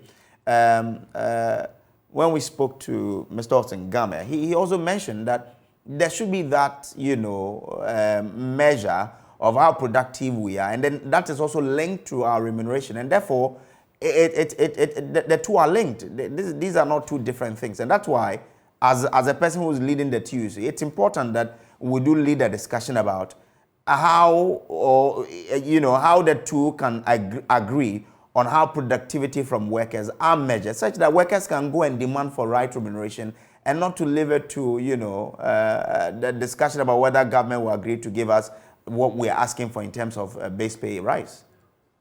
Yes, I agree with you. But like I said, you see, this subject matter that you are bringing, it's not something that you have not talked about it before. I remember some 15, 20 years ago, this whole issue about productivity issue came up.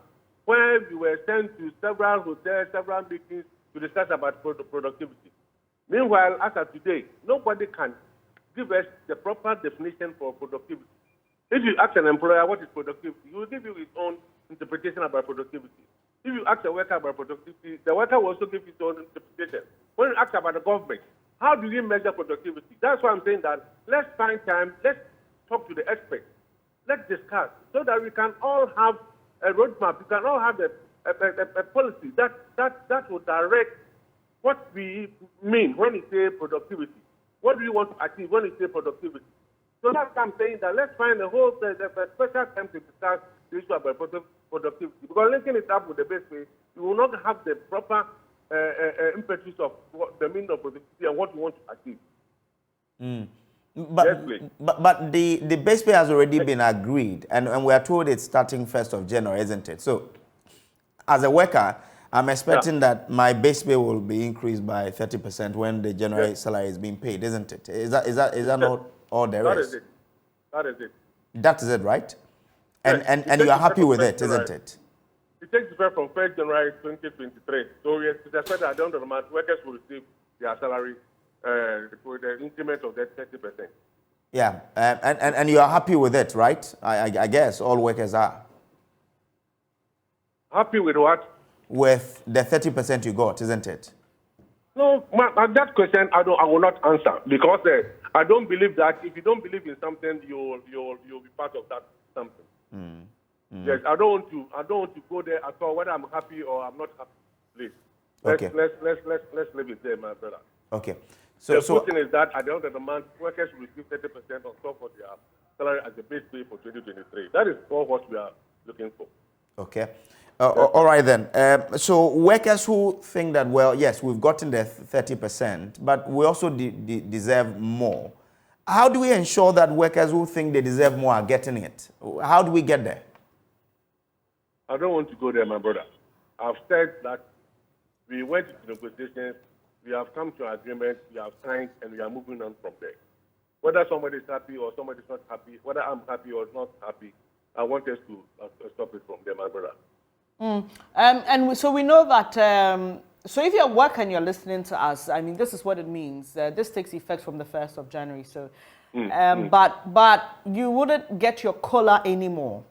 So you're getting a 30% increase in the base pay, but your COLA has been scrapped. So if you are not getting your computation right, just get the facts right so that you can compute it. But my colleague, Michael, who did the story, says that both parties agree, that's government and Labour, that COLA should be scrapped. The COLA came into being in July due to the economic conditions in the country. Government and Labour agreed that to compensate workers or to cushion workers to face the economic hardship of this country, 15% COLA was awarded to workers of this country from July to 31st of December 2022. So you are all aware that in December 2022, at the end of December, the COLA was going to be scrapped. It is not something that no worker of this country knew about it. Because the agreement we signed for the COLA was to end at the end of December 2022. So you're all aware that at the end of the month, the COLA was going to go. And COLA doesn't help because it does not have any effect on your pensions, it doesn't have any effect on your additions. You see all salary-related issues, it doesn't have any positive effect on it. It's only cushioning. So we prefer having a better base pay than having a COLA which doesn't have any positive effect on your pension. Because once we are all working, at the end of the day, we think that in future we all go on pension, and that is where the importance of pensions will meet us at our faces. So that is it. We appreciate your time here this morning, Joshua Lansah. I appreciate you, my brother. All right, Joshua Lansah is Deputy Secretary General of the Trades Union Congress. And let's go back to the president of the Ghana Registered Nurses and Midwives Association. Clearly, we've heard from the TUC, Mr. Lansah quite tight-lipped on many of the questions that we posed to him. But let me find out from you, as the president of the Registered Nurses and Midwives Association, how are you, in your own small way, trying to encourage productivity amongst your members? We understand and appreciate that, yes, you will need a lot of things which must be provided by your employer, which is government. But we also know that there are some nurses and midwives, and I'm not singling them out, it's because you are president of that association. So there are some nurses and midwives who do not even employ best practices with what is even available to them at the moment. So while you wait for government to provide the amenities and the equipment and the support systems that you need to be productive, what are you also doing to ensure that at least with what you have, your workers or your members give of their best? So based on what I explained to you earlier, it had no relation to the fact that we are not being productive. We are being very, very productive as nurses and midwives, even amidst the challenges. So we don't only work in the clinical setting. We have those who teach in the training schools, in the universities. We have those who are in management positions, administrative positions, and all of that. Everybody is working. Everybody is working. And when you take the various health agencies, I think the most important thing they look at is the targets they've set for themselves, how that can be achieved within a certain period. So whether they are doing mid-year review or they are doing the end of year, they want to see that something like maternal and infant deaths have come down. They want to see that they have audited deaths that have occurred in various institutions and seeing that everything has gone on the way it has to be before that person dies and all of that. We are working. And like Joshua said, it is important that we don't delve too much into the issue of productivity. Workers are working.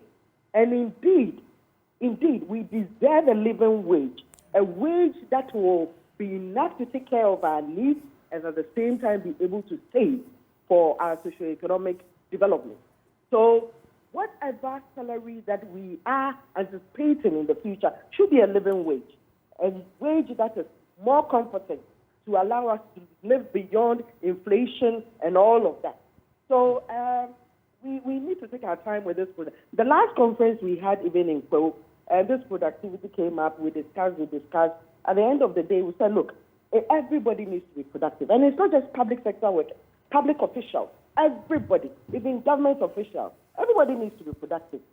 Everybody needs to be productive for us to carry on Ghana. And when you look at the total population of public sector workers, almost 700,000, working in various sectors, we are carrying the country in terms of whatever it is that we are doing. When you look on our payslips, what do you see? We contribute a high percentage to the National Health Insurance Scheme. Our salaries, whatever it is we receive, the huge income tax that is also applied, and all of that. So we are indirectly helping in various ways, despite the meager salaries that we are receiving. And that is what is informing the migration of nurses and midwives abroad, not only nurses, doctors, and other professionals. So let's find time and really delve into the issue of productivity and look at how it will help all of us. And let's not only look at public sector workers. Let's look at government officials and everybody in there. You say you deserve a living wage. Is that to suggest that what you even have now? Come again. You say in the future you deserve a living wage. Is that to suggest that what you have now doesn't qualify to be referred to as that? No. It doesn't qualify to be a living wage. It doesn't anyway. If you see, if we have to sit down and break everything down, you realize that you are nowhere near that. When you have taken take essentials and look at the inflation of those essential goods and services, then you realize that what you are taking, just suppose it's against the school fees you are paying and all of that for your children and your other dependents, fueling of your car up and down and all of that, you realize that everything goes away. But we have gone through a very difficult negotiation. And as of yesterday, the Minister of Finance, his presence helped for us to conclude this negotiation in the sense that it is what was very likely we would have adjourned the meeting so that the government team would have gone to receive a mandate on whatever it is that we were demanding as at yesterday, the position that we were. But of course, his presence and the caucus between they themselves helped us to reach that agreement of the 30%. And like we have said, organized labor has done so well. This is a very unprecedented base pay negotiation. We started in November, several meetings down the line, and it took us only yesterday to complete so that the Controller and Accountant General's Department can also input the percentage for us this January, so that at the end of the month we can receive our salary. But what is critical, which Joshua mentioned, is the fact that it is the impact it will have on our pensions and other monuments and things that is beneficial to us, especially the bit about the pensions. If you receive COLA, you can receive COLA 50%. It is money that is given to you and you will be spending it. But it does not help you to contribute to your pensions. We are working now and have the strength to work, but we should be planning for our pensions. And the fact that you get there, you are weak, there's not much that you can do. Everything that you receive now should allow you to also contribute to that. Finally, ma'am, you say the presence of the finance minister helped in concluding that meeting or negotiation yesterday. What exactly did he say when he came? And what was his main role? Oh, I don't think that whatever he said, but I told you earlier that from the very beginning of the negotiations, of course, it is the responsibility of the government to let us understand where we are with the economy, blah, blah, blah, blah, blah, blah. All these things are not new. For every negotiation, it comes up. Government team will want you to understand where we are in terms of the economy, what the budget is, and all of that, so that you understand, and they'll plead with you. But we also understand that we are representing workers. Workers, some of them, when you take the single spine, are at the very base. So whatever they are receiving is very minimal, and at the end of the day, even contribution to pensions is very small.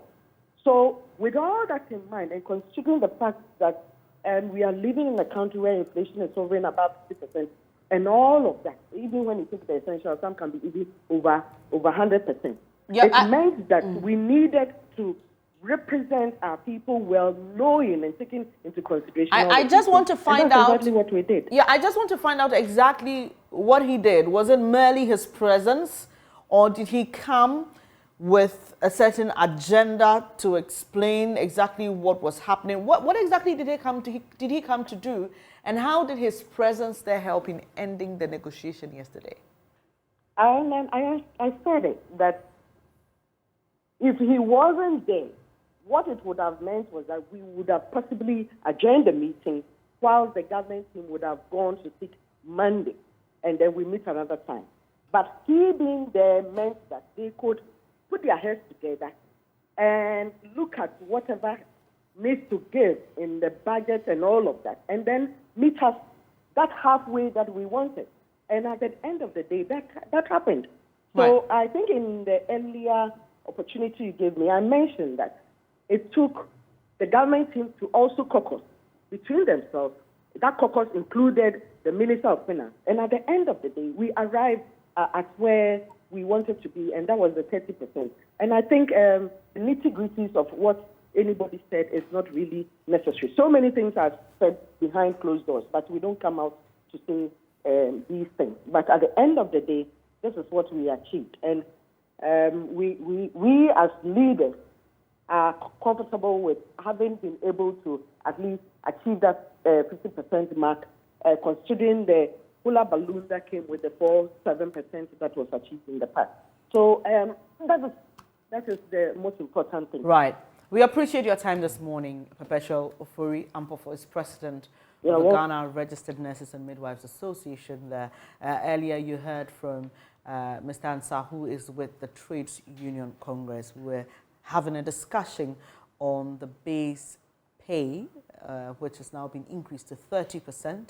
If you're working, you're listening to us, let us know what you make of all these later when we get interactive with you on the show.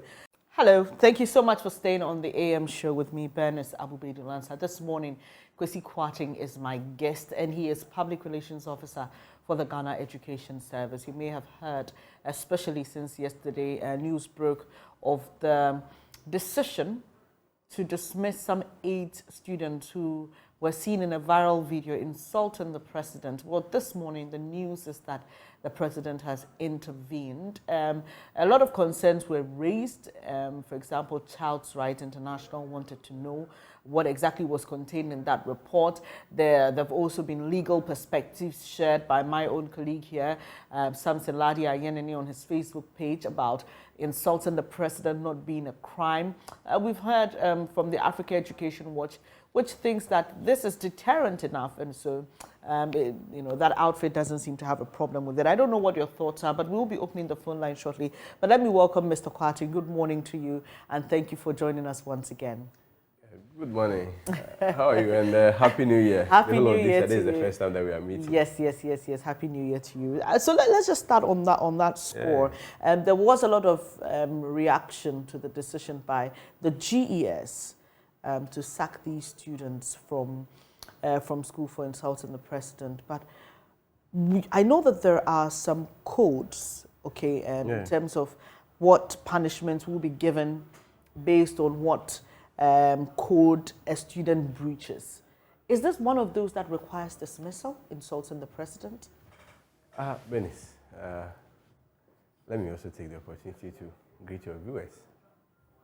Of course, I mean, clearly, even if we want to escalate it to the national constitution, it provides that, before you are able to punish somebody for any offense, that offense has to be stated in written language, and of course, the penalty prescribed to it. And so, as GS, we also take inspiration or take cue from such provision. And so, if you come to the Ghana Education Service level, even though generally we do not have, say, a comprehensive code that regulates all activities within the schools, but of course, that is being worked on, that document is being worked on, it's at the GS Council level. But then, at the various institutional levels, being in the various secondary schools and the TV schools, they have their own code of conduct. I remember when I went to Konogo Matters, the prospectus that I was given clearly also stipulated the do's.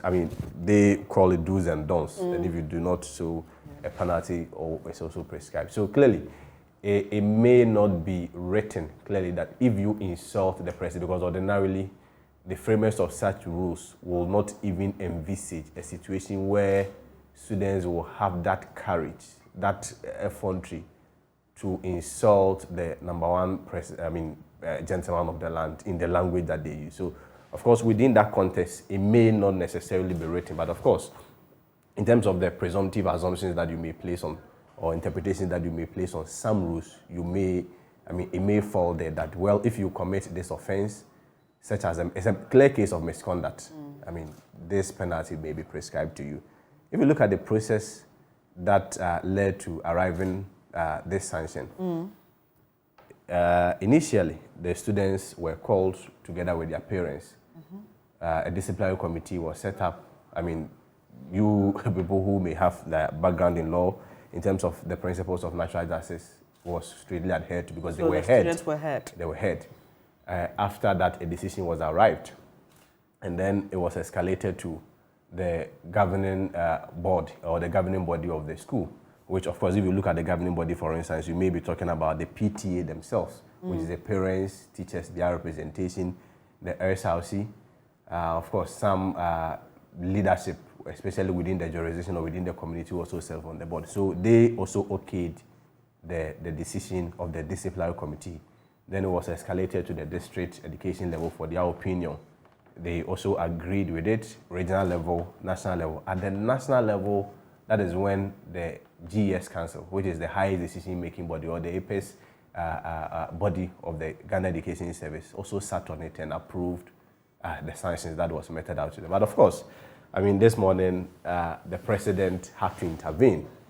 And for him, he believed that ultimately, even though he believes that when somebody commits an offense or commit a wrong or such misconduct, the person ought to be punished. He more or less aligns himself with the supreme interest at the end of the day, which happens to be the children's education. And so he feels that there have to be some level of mitigation. We need to reconsider the decision. And so consequently, the Minister for Education, Dr. Osei Duchum, has also directed that the Ghana Education Service, which made this decision, needs to review the decision that was made. So our expectation is that by close of the Ghana Education Service will review the decision and communicate same to the students affected or the students involved, let me put it in that context, and then also communicate same to the public. So these students are going to suffer some form of punishments, because in that concluding part of the statement which you sign, it says, consequently, the Minister of Education, Dr. Osei Duchum, has directed the Ghana Education Service to consider an alternative disciplinary action instead of dismissal. As you were speaking, I was trying to recollect some of the rules when I was in high school, which warranted dismissal. And there were very few of them because, I mean, the school is a space where you understand these are young people. So it's more towards reforming them, you know, the punishment. So, for example, if you bought a mobile phone and it was seen, it will be seized and you would never have it again. If you broke bounds, you'll be suspended. I can't think about even two things that warranted dismissal. Is there anything that comes on the top of your mind? Any conduct that is stated clearly that this will warrant a dismissal? Because I just want to weigh it against the conduct of these students and see if, you know, that decision was not too harsh. Bernice, I am not sure, even today, on this very same station, if we are asked to replay the comments and the insults of these, young girls, even this station will be proud of playing. No, not at all. So I am not sure in terms of this comparison and analysis that we are doing, we should be able to compare, any misconduct in terms of the gravity of it to this one that we have witnessed. It's never happened in the history of any institution before, where you have students enjoying education, let me put it, obviously free, have that guts to come and attack the integrity, the personality of the president. You see, for us as a ministry, of course, we've moved from that stage. Currently, the decision now is that the president has intervened. But we believe that it was a fine opportunity to draw the sectional lines and send a very bold statement to our young girls and boys in school that, yes, we love you, we are giving you free education, we are catering for you, but look, we will not countenance on any act of indiscipline. Because, see, if we did not send that bold statement, what is going to happen is that, if you can insult a president, who is the teacher? Or what happens to the headmaster? What it was going to mean is that if we are not very careful, we will just generate or create an environment of indiscipline. Very chaotic. And what is going to happen is that our teachers were not going to, have that respect, that recognition as teachers to be able to teach. So yes, for us as a ministry, initially, even yesterday, if you heard some of my interviews, I spoke on your platform, and we stood by the decision of the Ghana Education Service. But today, what is most important is that the president said he elects to be magnanimous. He is saying that, well, at the end of the day, and in any event, at no point did any of my statement, did my statement say that the decision was wrong. The president is saying that, well, I am a father. I have to look at it from a different point of view. I look at this situation from a different perspective. And for me as a president, I believe that your decision, regardless of whether it's right or wrong, you ought to look at it very well. And we take it in a very utmost good faith.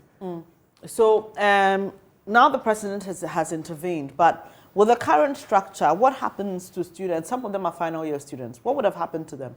Because I know it would have been very difficult going back. It may have meant that they would find private schools, or What were their options? It's just like asking me that a family man who has committed a murder or crime of murder, I mean, and then a judge convicts the family man that you have to go and serve the rest of your life in prison. What happens to the person?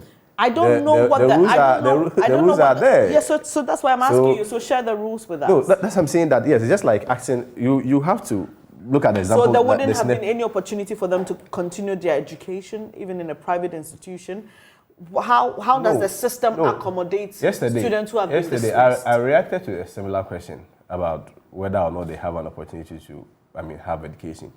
Within the public space, the government institutions, based on the decision that came from the GES Council, and largely GES and all, they were dismissed. But of course, in terms of their right to education, it was not curtailed. There was an opportunity for them within the private space. Okay. But we felt that, looking at the supreme interest of the educational, or the learning environment, we felt that it was right to send that very strong signal. But it was not as though anybody has taken their right to education away from them. But on a scale of probability, balancing the symbol or the sign that we're going to show that students can disrespect teachers, students can disrespect headmasters after they've been able to disrespect the president and went scot-free, and the tendency and the impact that it was going to have on our education space, we felt that a decision ought to be made where this aid ought to be sacrificed for the larger interest of over the 1.4 million students that were available. But of course, it does not necessarily mean that they couldn't have access to education, especially within the private space. But of course, Bernice, we have moved from that stage. Yeah. Today, what every parent will be concerned is that, the students are back to, or let me put it, it's possible that they are going to be back to school because, the only alternative outside dismissal is that you may have to remove that dismissal option. So it means that certainly they will get back to school. Of course, I'm not going to preempt or prejudice what GES is going to say in terms of the reintegration, but as at now, the dismissal sanction is no longer standing. And what if I'm a parent, I'm concerned is that at this moment, I can get my child back to school. My child is no longer dismissed. All right. I've seen a lot of your reactions on our live feed. There are some of you who think this is a whole PR stunt by the president. There's some people who are suggesting that this may have been done to make the president look good. You don't speak for the president, so that's just by way of bringing some of their comments. How is this going to make?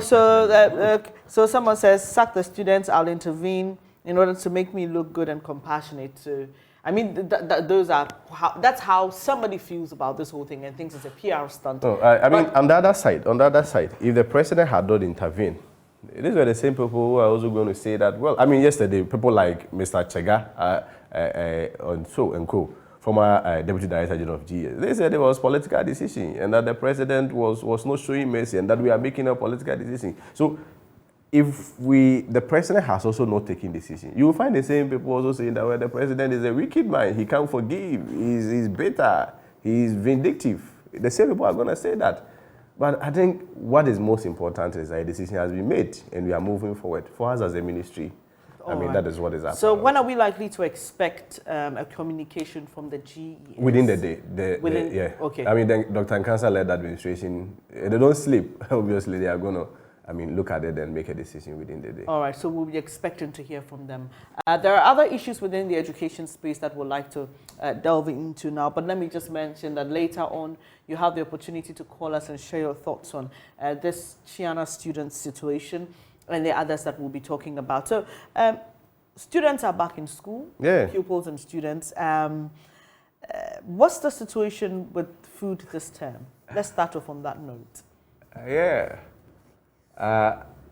Before I came here, I went for that briefing from the director of Free SHS. And the briefing that I have is that in terms of food supply, largely almost all the schools have gotten their supplies. And in terms of course, it's not only the food supply, in terms of what buffer stock takes the various schools. Beyond that, there is also some recurrent expenditure that the schools incur. And then also some allocations are made for them in terms of at least making provisions to be able to buy some perishables, i.e. tomatoes, egg, fish, and what have you.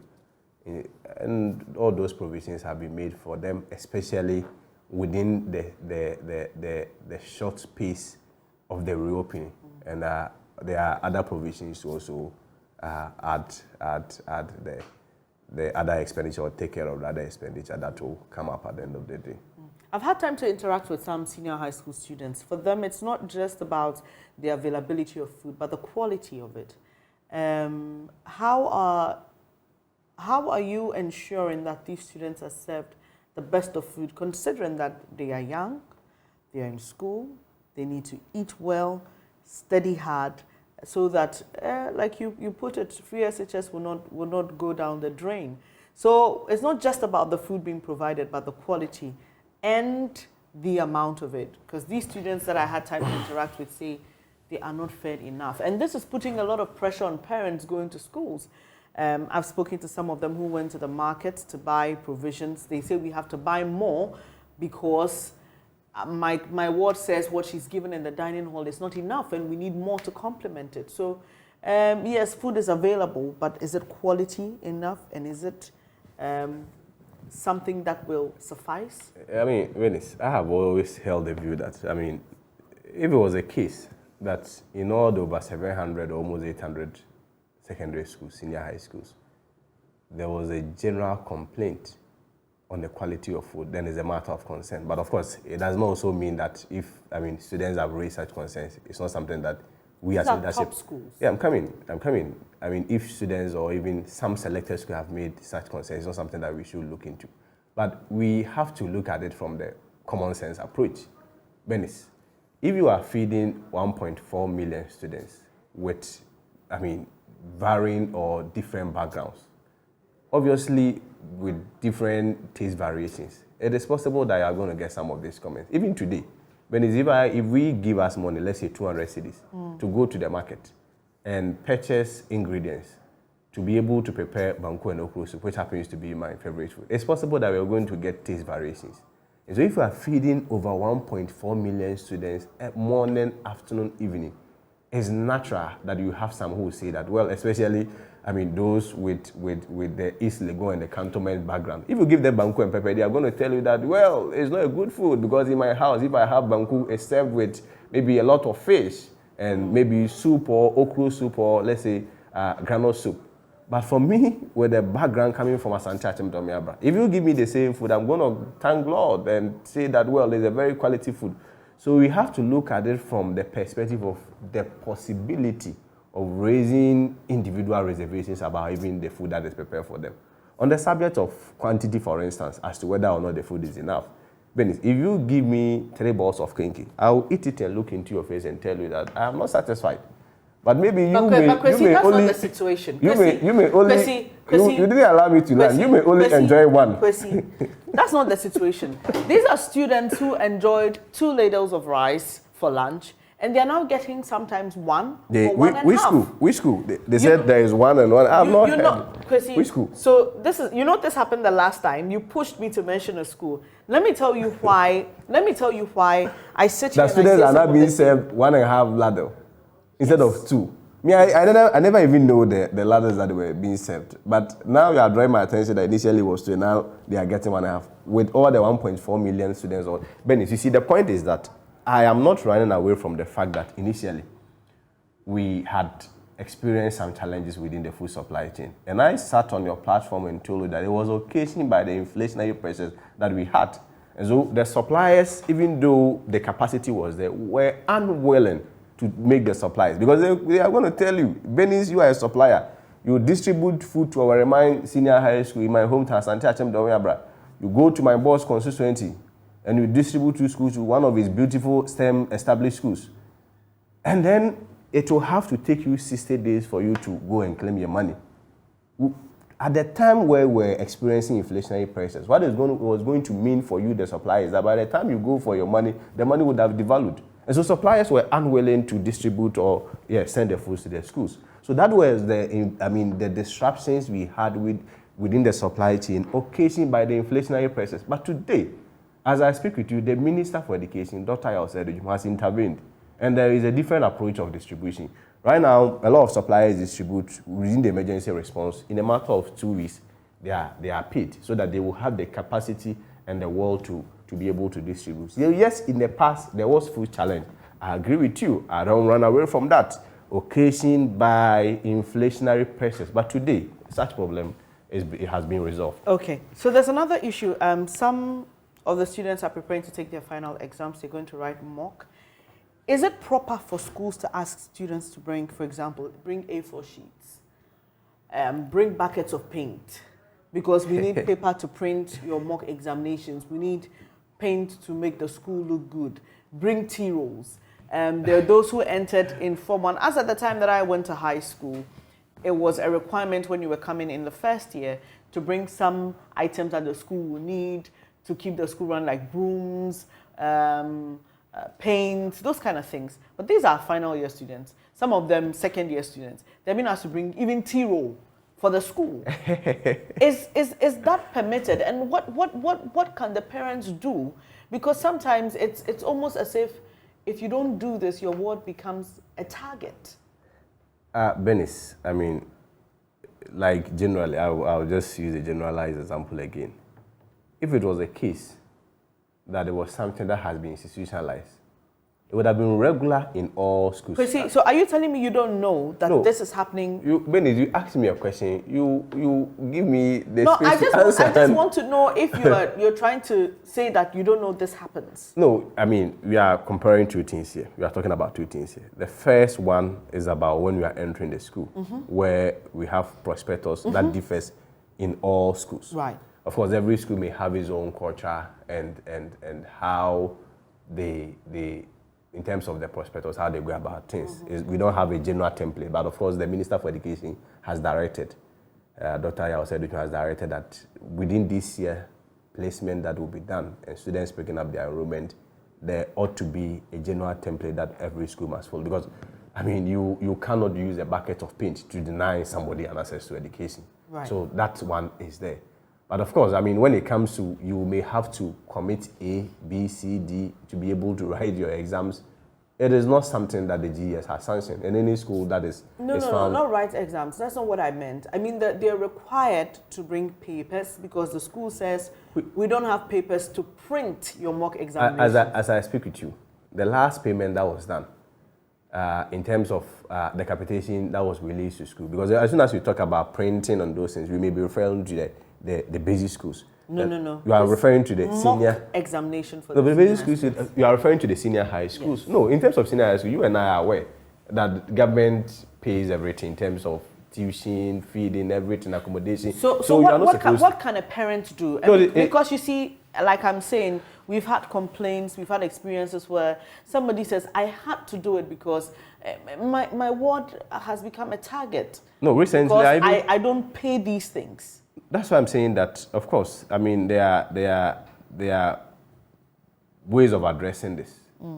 One of it is what you've just told me. If I get the name of the institution, quickly we intervene, GA speaks to them and find out what is really going on, because it's not supposed to be so.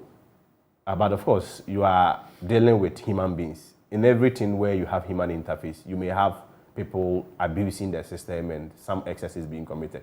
Recently, there was a school that was mentioned that they were taking about 300 cedis or so from parents to be able to get food for the students. To complement the feeding? No, but you see, the argument, and they painted the picture as though there was no food. But even within a space of 2 weeks, we had distributed food about twice there. So when we found out, we realized that, I mean, it's something that apparently is a decision of the PTA themselves. And even that matter is still at the level of GS that they are looking at. So generally, you are not supposed to make any commitment in terms of financial commitment because it's something that the government has taken care of. And so when such instances come to our attention, Bernice, you people, you have also been helping us. You let us know. We quickly intervene. But, I mean, as a general rule, you are not supposed to pay A, B, C, D, or a penny or whatever commitment, whether in cash or in kind, to any institution. Of course, I mean, recently there was an engagement that I had with our own Kofi Asare. He cited a school like Pope Jones that they were taking, I think, 350 seats. I said, who are they paying to? To which account? Who is collecting it? Then, after further probing, you realize that it was an internal arrangement between some parents because they've heard that, I mean, issues of food. So that's why I'm saying that, yes, there was a challenge within a certain space of time. But that challenge has been addressed by the intervention of the Minister for Education, Dr. Yao Seduchu. Okay. Let me just say that you can join us. You can also share your experiences with us. The number to call 0302-211-691, 0302-211-691. Kwesi, another issue is the increase in fees. We know what's happening within the economy. Some schools have cited general cost of doing business, the city's depreciation, as reasons why they need to increase fees for students. Of course, this does not affect senior high school students in public institutions who are enjoying the free senior high school program. I don't know. You're talking about fees for private payment of fees. Oh, yes, okay, for private institutions. Okay. Is there a way the GES or the Education Ministry has a way of intervening in such matters, or the schools are left on their own to take some of these decisions? Yeah, I mean, Bernice, you and I know that everything that we do have to be within the framework of the law. So, I mean, based on the Education Regulatory Act, it mandates the Lansah to regulate and supervise the activities of these private schools or private institutions. Unfortunately, the Act does not give them the powers or the mandate to regulate their fee schedule.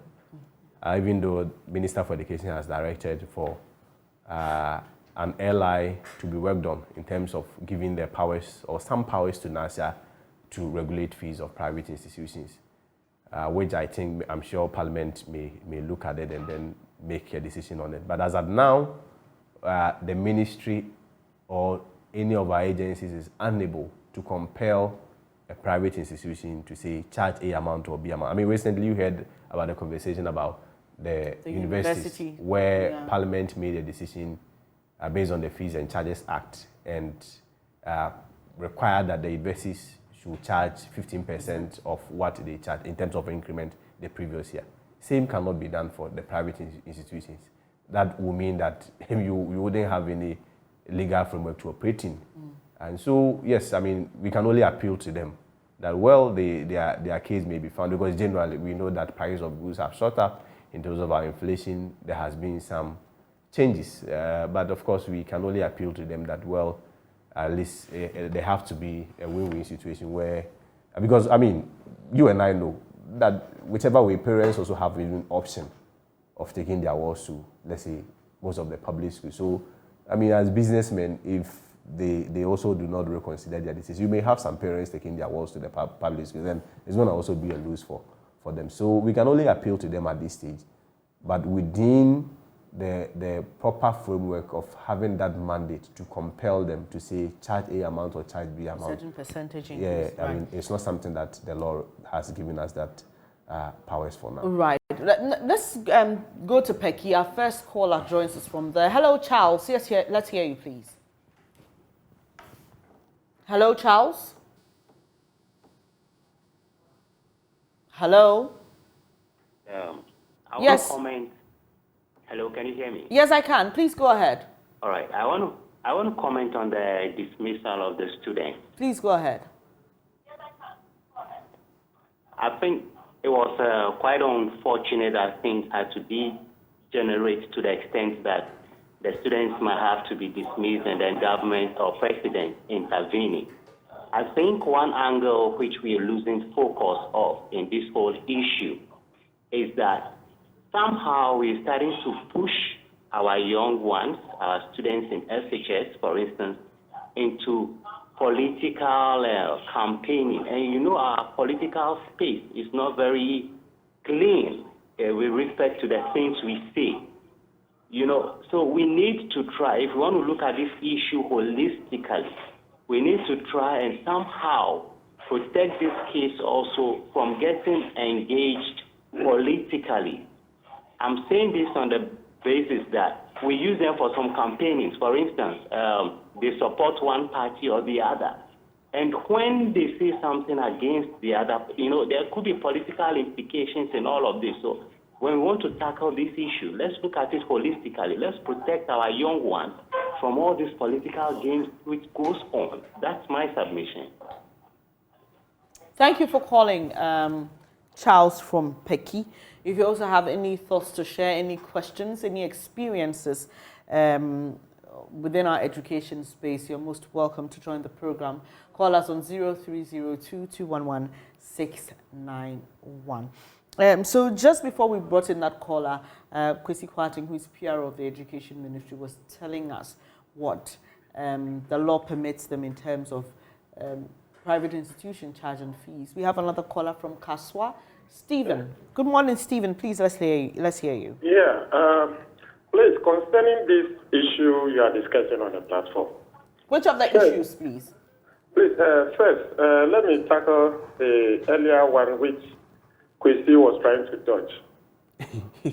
Please, can you hear me? Yes, I can hear you. Please go ahead. I was doing something. That is, when Bernice also Mavis was asking him about the feeding of the children in the school and tried to play around as if he doesn't know. These are some of the things which, irritate us when you are sitting back looking. Yes, it's his job as a PR. But when young people like him cannot up to date stand firm and defend what is wrong, but rather playing a clean game for his paymaster, it gets us annoyed. Even nurses, the same thing is happening to them, where they cannot get their meal in a day. Even the colleges is also happening there.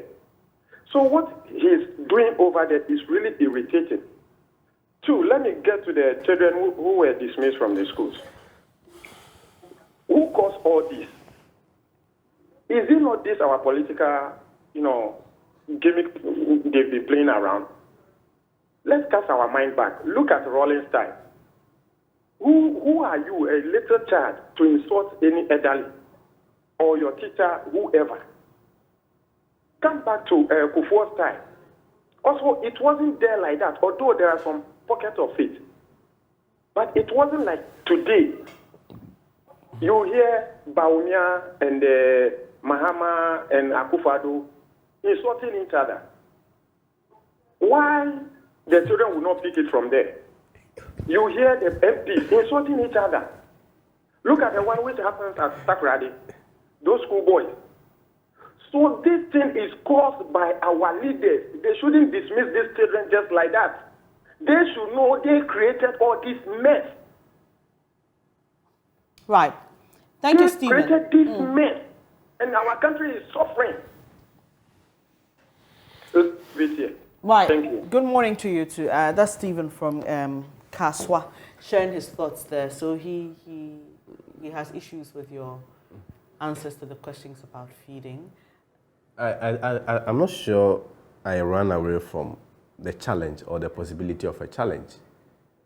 What I said is that, we had such a problem, but it's been addressed. Of course, I am not saying that there can be a challenge with food, but what I'm assuring parents is that if there is any challenge at any time, quickly we go in and resolve it. So yes, there is a possibility of a shortage, but as I speak to you, there is no such shortage. So why will I come and sit on TV and say that there's a shortage? I would have been seen as a spokesperson who has been lying, which is way true. Because there is indeed supply that is ongoing. If there is any school that has not had supply as of now, quickly, if it comes to our attention, we'll go and resolve it. If he's saying that there are shortages in the school as I speak to you, are we suggesting that out of all the 1.4 million students, morning, afternoon, evening, they are not being fed? Monday, Tuesday, Wednesday, Thursday, up to Friday, and this country is stable. So, yes, there could be some challenges, basic challenges, being it transportation, being it logistics, being it storage. But our duty as leadership is that as soon as it comes to our attention, we intervene and resolve the problem. Right. Let me just bring in Professor Kojo, former Pro-Vice Chancellor of the University of Cape Coast. Good morning to you, Prof. Thanks for joining the program. Oh, good morning, my sister. Yes, so your quick thoughts on this issue with the Chiana students who were dismissed and the president intervening and asking for alternative disciplinary measures. Thank you very much. I think I am really happy and relieved. The president's intervention, I think it is very much welcome. Because I was worried that these are minors and dismissing them simply meant destroying their future. And so I thought I was going to add my voice to those who were calling on the Ghana Education Service to review this. So once the president has intervened, I think that's fine. But I'd want to appeal to us adults that we must set good role models, examples for the young ones.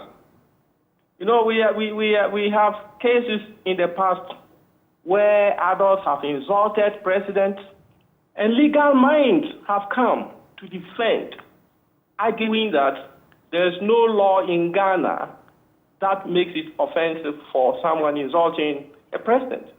So if younger ones listen to these and then into practice, why should they be dismissed? So we need to, as adults, we need to, have some role model for our younger ones. Secondly, we need to also come out with a standard way of dealing with student misbehavior. We have cases in schools where the very teachers nurturing students in class, sometimes physically, with objects and even endanger their own colleagues. What happens to them? They are given, at times, only internal suspension, maximum of 2 weeks. So the big question is, why should these students suffer dismissal?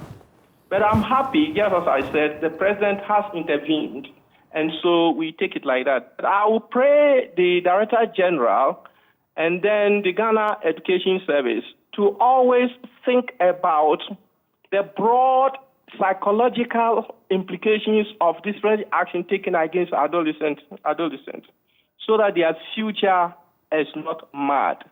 Punishment must be rehabilitative, not destructive.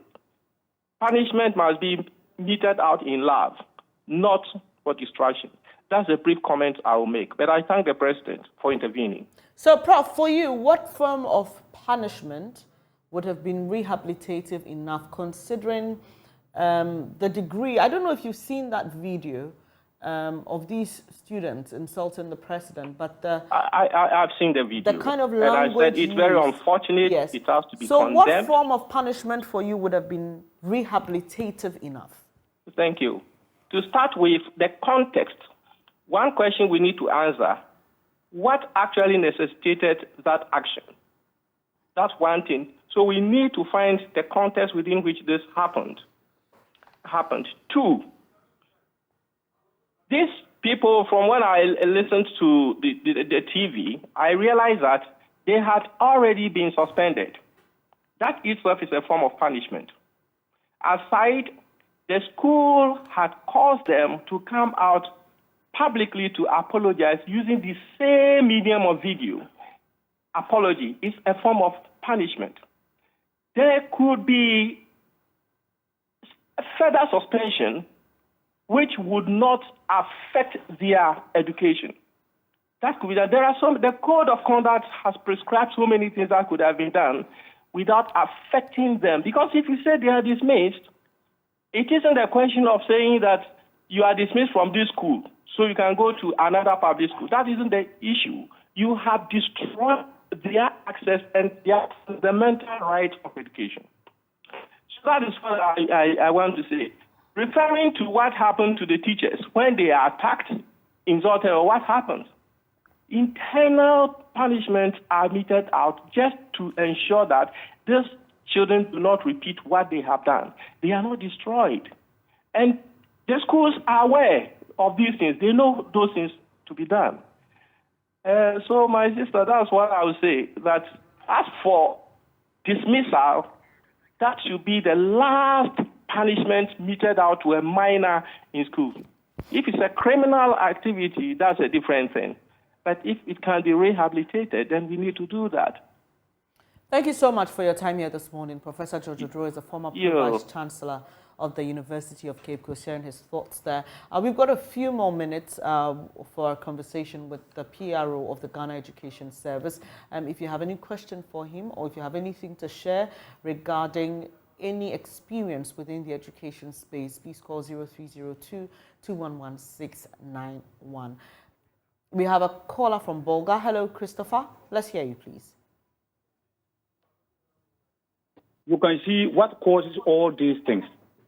It's about our leaders, and we, the politicians, we have to be very, very careful for doing certain things in the country.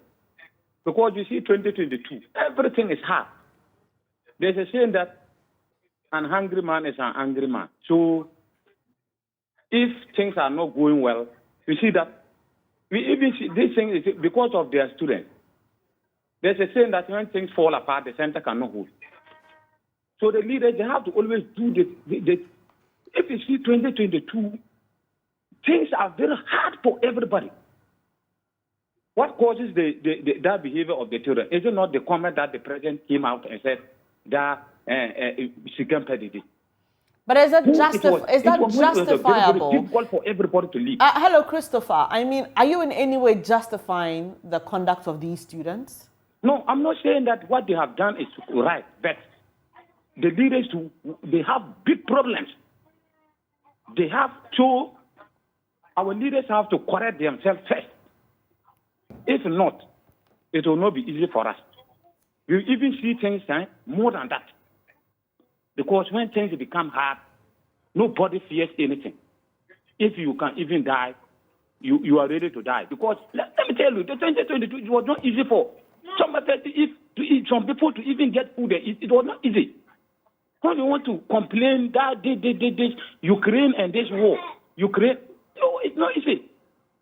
So our people, they have to be very, very careful. They have to be very, very careful. Otherwise, the time will come. It will not be easy.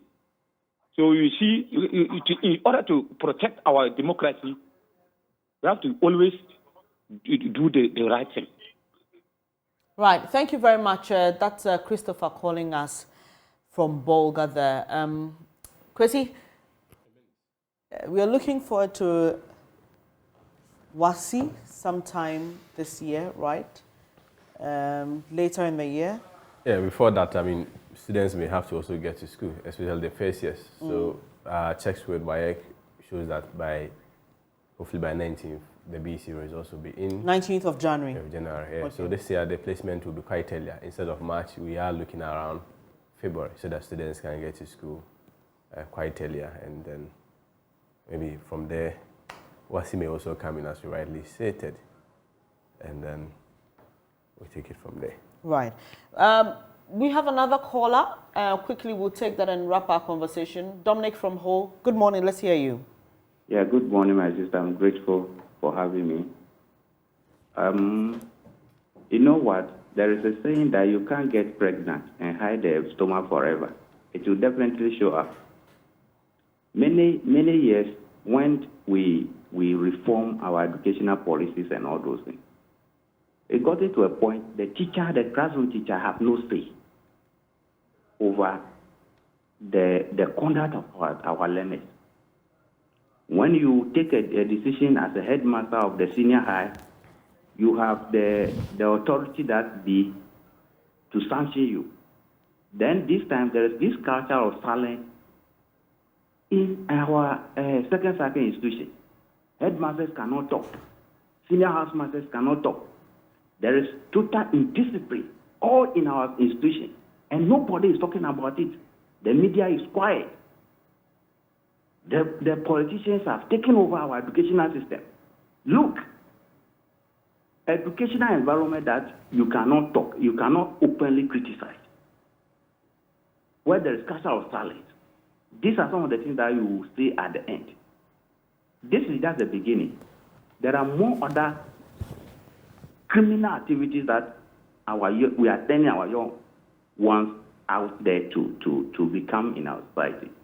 So I will plead with the PRO of the ministry to sit down. They should sit up and let us look at our system well, and let us fine-tune the best practices for we Ghanaians. Ask one very fundamental question. My sister sitting out there, my brother there, the system that trained you, are we seeing the same system that training our young ones today? No. So they can open their mouth and talk anyhow. They can insult because they see people insulting. They can also do you know what happened to the teachers in the classroom? If somebody can get up and openly insult the president, do you know what happened to the teachers and the headmasters? Are we not in this country where students get up, set a headmaster's car ablaze, vandalize school property, and all those things? We haven't gotten there yet. This is just a few. You are yet to see more. And we are also pleading that you plead with the ministry to quickly pay teachers who have conducted the NSC National Standard Test and all other money that they are owing the education, they say capitation grant in arrest, all those things. We are starving our schools. We are starving our schools. Let's get to the fundamentals. Thank you very much. Right, thank you too for joining us. And he had some concerns there just at the end of his submission. That was not what you were reacting to. Which concerns? Oh, you just draw my attention to. Kwesi. Yeah, so there's an interesting there are interesting comments here on social media. Some say the sack is the right direction.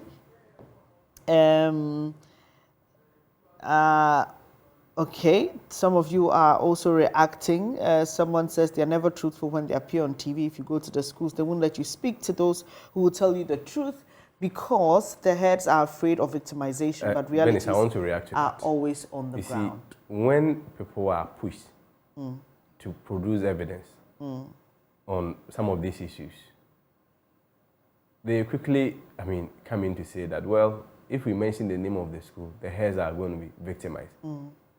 Is an easy way of running away from producing evidence. Because if you don't give us the name of the school, how do you resolve it? So my point is that you feel the head does not trust the Ministry of Education because you are going to victimize them, but they trust you and they can be able to tell you their problems. We cannot, have such arrangement like that. At the end of the day, we are not saying that there can be challenges, but if there are challenges, quickly let us know and we go in and resolve it. But it is, especially within the political space and the political environment that we find ourselves. Many could say, well, in this country, when they said that Okuapeman, there is food shortage, students were eating only cocoa every morning, afternoon, evening. We went to the school and there was nothing as such. So a lot of instances, they make a claim.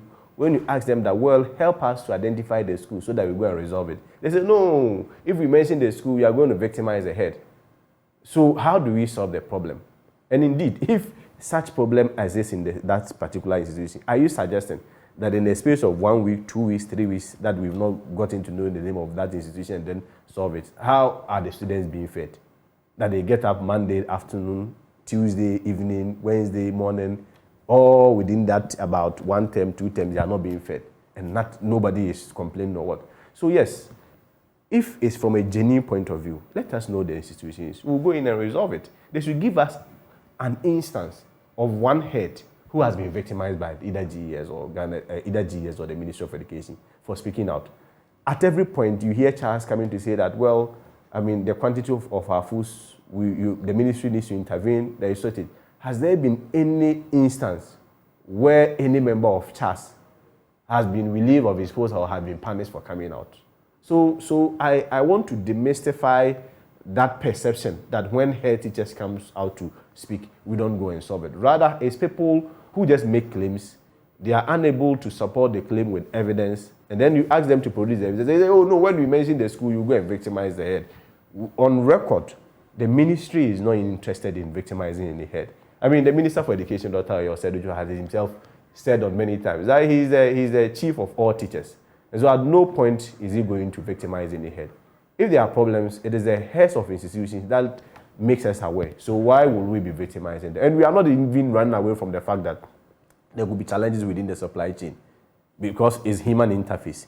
You may have logistics, delays, transportational issues. So why will somebody be punished because he spoke out the truth? We are there to resolve any challenge. So Bernice, when you hear, let us know the schools. We will not go and victimize any head. We will be happy to go and solve the problem.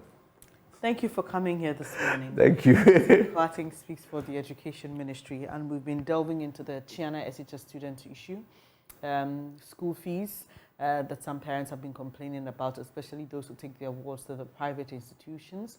We've also been talking about food and the supply of it to the senior high schools, considering all that happened last year with the quality and quantity of food served in our senior high schools. We will be monitoring the situation. Kwesi has just given us a hint of when the results for the BEC students will be released. 19th of this month, he says. That's sometime next week. So if you have a ward who participated in the BEC last year, just to keep that in your diary and look forward to seeing how the results will be done. And we also know the last time we had him here, Kwesi, you explained to us that the school selection process will be strictly done online. You said there were going to be some videos shared for the senior high school selection. Yeah. How has that gone so far? I mean, that sensitization has been done. Okay. But of course, after, I think they've also selected their institutions. So as soon as the results is out, the CSSP Secretariat, together with free SCHS, GES, will conduct the placement. Right. But I mean, generally, in terms of the placement, they may have to, when it's out, usually they have to check online and get where they were placed. Of course, there's also that manual provision that is done in case of students that were unable to, get placement within the automatic system and even the self-placement model. But I'm sure we may have that conversation when the placement time is due. All right. Thank you once again for joining the program. Well, we'll take a quick breather here. When we come back, we continue our interaction with you. Remember, earlier we discussed the 30% base pay increase for labor, and we also delved into the education sector. So we will be taking your calls and getting interactive with you right after this. Do stay. Thank you so much for staying, and Samuel Kojo has joined me again in anticipation of our interaction with you. But before that, let me just bring you these messages from the Ghana Revenue Authority.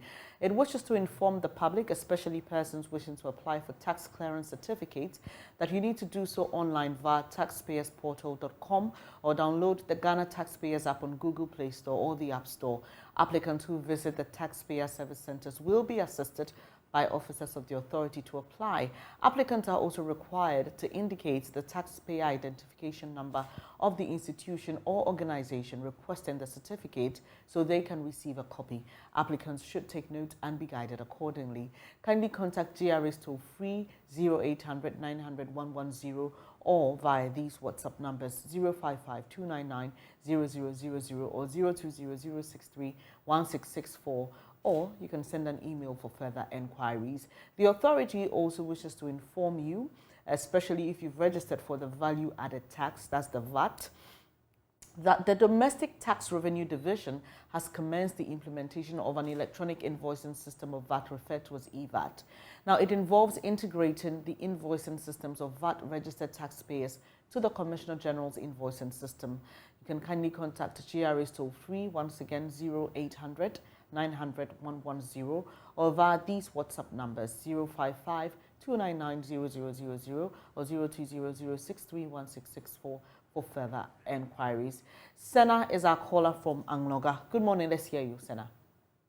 Good morning, Bernice. I was trying to call when the PRO was in their studios. Unfortunately, I couldn't get through. Sorry about that. I'm glad you could get through this time. You see, sometimes when some of these things are said and the banter between the minister, the PRO, and then the people that are calling, I think the media should do us a favor of verifying. You see, there is a statement that the liar's structure or the building is not bent. Instead, we remove it in parts so we could really see what is in the building. So when students tell you that their food is insufficient, the quality of the food is not good, there is no food in the school, they ask them to bring their own sugar, they should bring this and that, and the PRO comes and says that's not true. I think the media can go there and find out if that is the case. Because usually, what he was saying that gives them the school, the fact is, they usually come and intimidate the headmasters and the teachers. And so you will not sorry hear to them. interject. Senna, sorry to interject. At the height of the food challenges, we had our regional correspondents visiting schools. We brought stories. Some of them we did live reports right here on this show. I remember in Adisada College, for example, we did that with Richard Kojo. And so we are on the ground. We touch base with them. Kwesi Kwarteng, when he was in the studio, admitted that there were challenges. But for him, his concern was about the conversations around intimidation and victimization, and that's what he was asking for proof for. So I understand your point, and it's a legitimate one, but I also want to assure you that we've got our eyes on the ground, not only here in Accra, but in various regions across the country, doing exactly that, verifying and bringing live pictures and reactions from the schools. Sure. I think you should be doing more of that. It will help all of us. All right. Thank you so much, Yeah, it Senna. will help. So I want to also talk about the student dismissal issue. Please go ahead.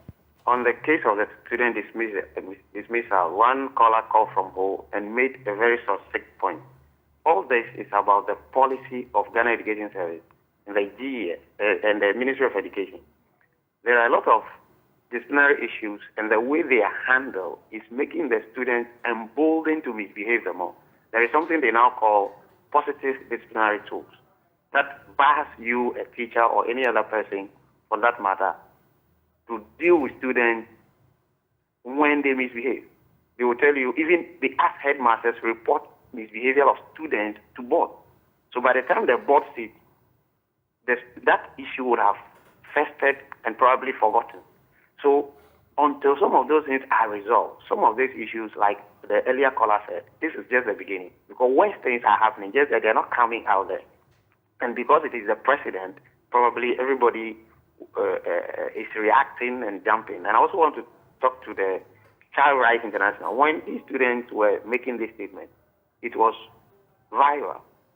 I did not hear, at least, or see anything they said about the behavior of the students. But quickly, when these students were dismissed, they weren't coming and calling for their rights. I think they should also learn to help the students to know how to be responsible. And that is very, very important. Thank you very much for the opportunity. Thank you, too, for sharing your thoughts with us, Senna. Raising concerns about Child Rights International and not hearing them at the time that these... food shortages. Yes, yeah. Not the food, the insults at the time it went viral. It came at first, yeah. Yeah. But maybe they are interested in how you react to it. I always remember this, my boss, Wilsonatha, telling me, your reaction to a situation is really what will make what will tell people who you are. The thing will happen, but how will you react to it? Will you react to it angrily, or you take the lessons out of it and then move on to the next phase of life? So let's see. Well, maybe they had some engagement or whatever behind closed doors, but they didn't come out as they have. But again, they are interested in someone's right being taken away, and that's why they came out now that the right of this case were taken away from them. Amidu is calling us from the Upper West region. Good morning. Let's hear you. Yes, thank you, Bernice. Good morning, Bernice. Amidu, we can hear you. Please listen to us over the phone and not your television sets. There will be a delay. So just go ahead with your comments, please. Oh, okay, thank you. Please, I wanted to comment about the students' dismissal and the intervention of the president about it. Yes, in fact, he's right to intervene. Some of the teachers, I don't know, they always believe that without students, they can teach an empty classroom. There's some issues. I've been a victim before, and mostly there are some issues that would pop up against the students, and it's just as a matter of, let me say, other issues behind.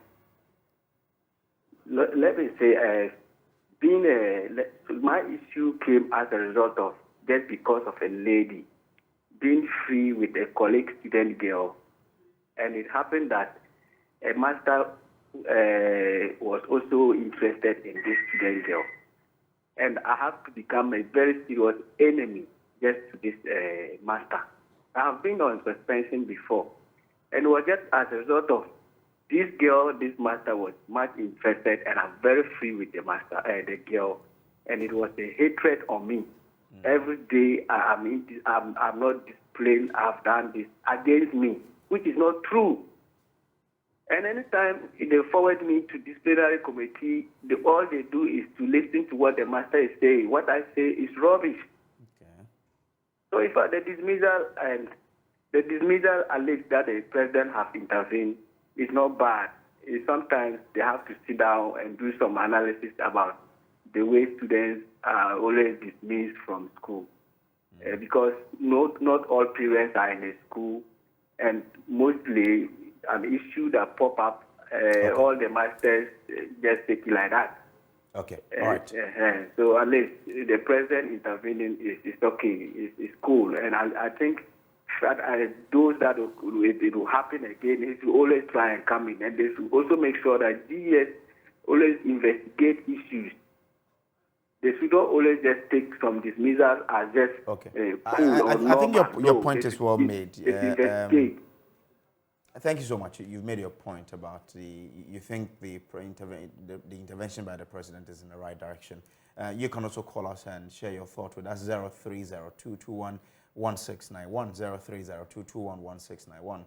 What do you make of the issues that we've discussed here? We started with the 30% base pay. We've also discussed, the Ghana education system itself and matters arising, as well as the latest being the China students who were dismissed yesterday, but the president has intervened to ensure that they are reinstated. What do you make of all of these issues? Call us and let's have your viewpoint here. Some people say they do not see anything wrong with what how the GES handled the China SHS student. They think indiscipline is too much in the school, and the way to go about it is to be quiet, to go hard. But the president thinks, well, sometimes we need to find ways of doing it. What do you also make of it? Let's go to Kumasi now and have a chat with, is it Albert? Okay, Adams, good morning. Good morning. Great. Let's have your viewpoint. Adam. Good morning. Good morning, sir. Let's hear you.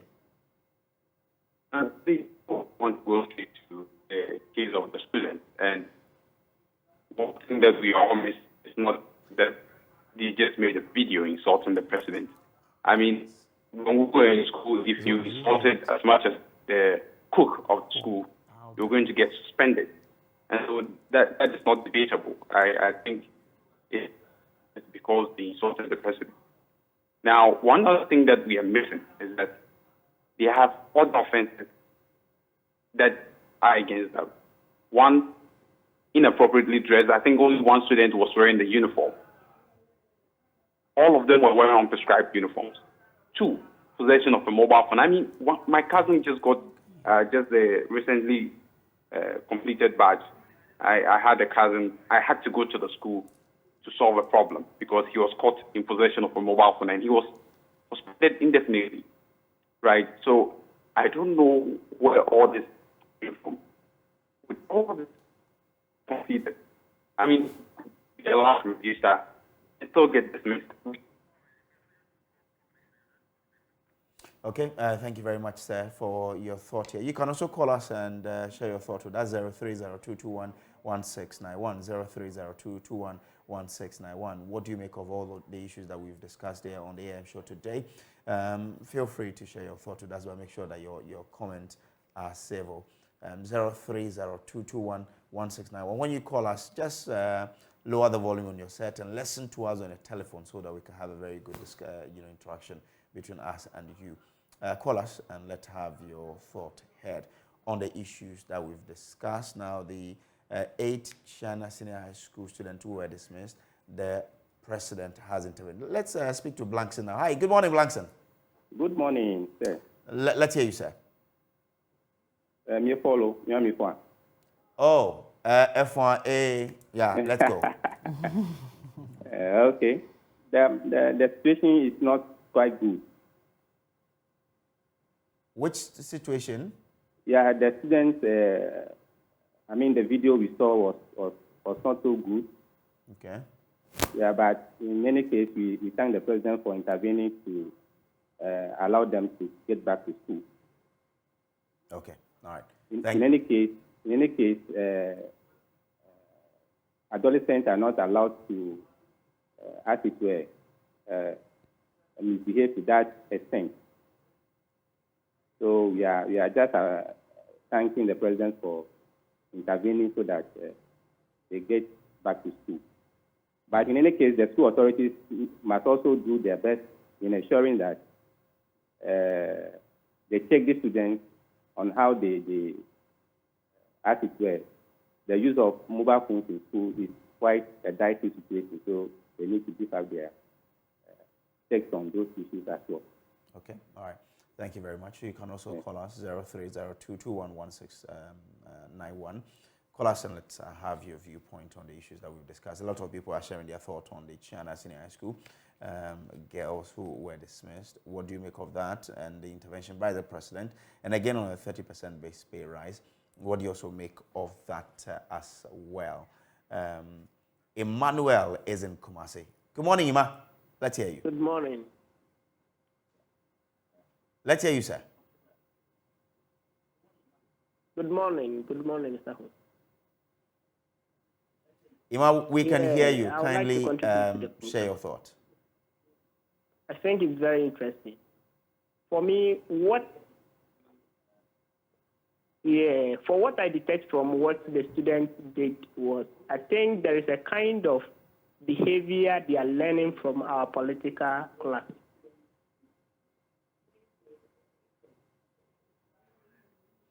Okay, we lost him out there.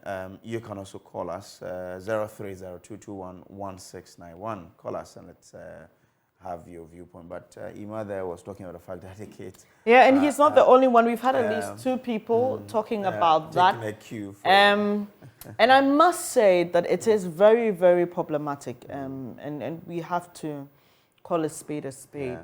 Sometimes when you tune into certain radio stations in this country, you just wonder if these are adults. Sometimes you hear the words our politicians use, and you just wonder what is happening. Must it be this dirty? Must it be this petty? This is a contest of ideas. Yeah. It should remain as such. Well, I think we have another caller. Yeah, on the line. Okay, Ken, you're in Cantonment. Good morning to you, sir. Let's hear you. Hello, Ken. Yes, good morning. Okay. You see, hello, can you hear me? We can hear you, sir.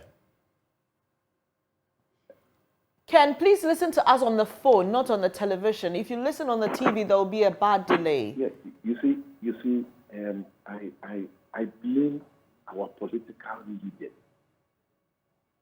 It is unfortunate for this to happen in a school of its caliber. My brother, let me tell you something. Ghana, we are trending on a very dangerous trend. Very, very, very dangerous trend. If we don't bring our children to book. Look, in the whole world, in this whole world, no school, and I say again, no school have conducted themselves badly like we Ghana. It is not the first, it is not the second, it is not the third, and it might not be the last. My brother, The way this country is going on education, the way children are going on social media, it is very bad. It is very, very bad.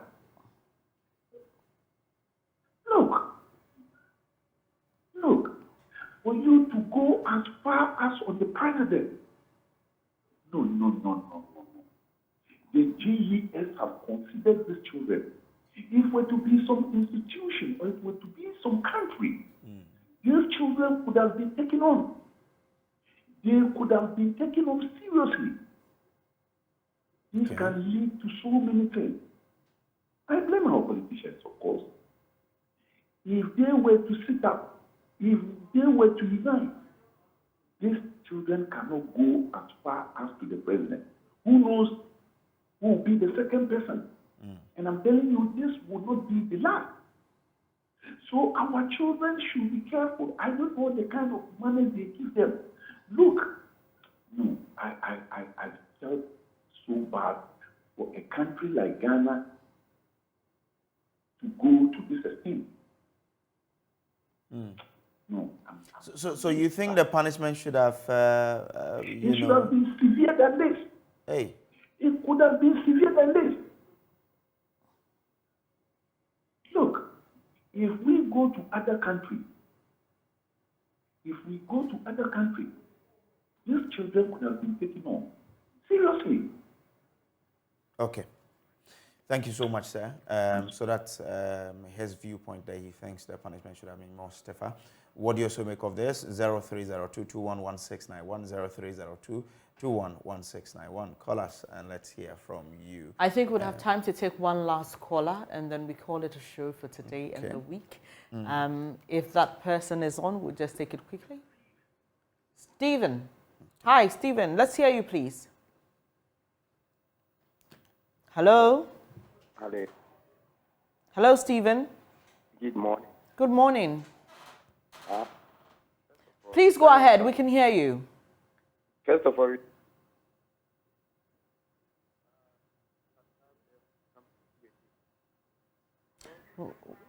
hello? Well, we seem to have lost Stephen there. Too bad. We can't hear him. The line has gone bad.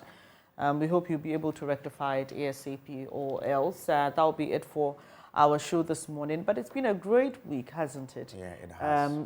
At least we got the base pay for the workers. That appeared to be going nowhere.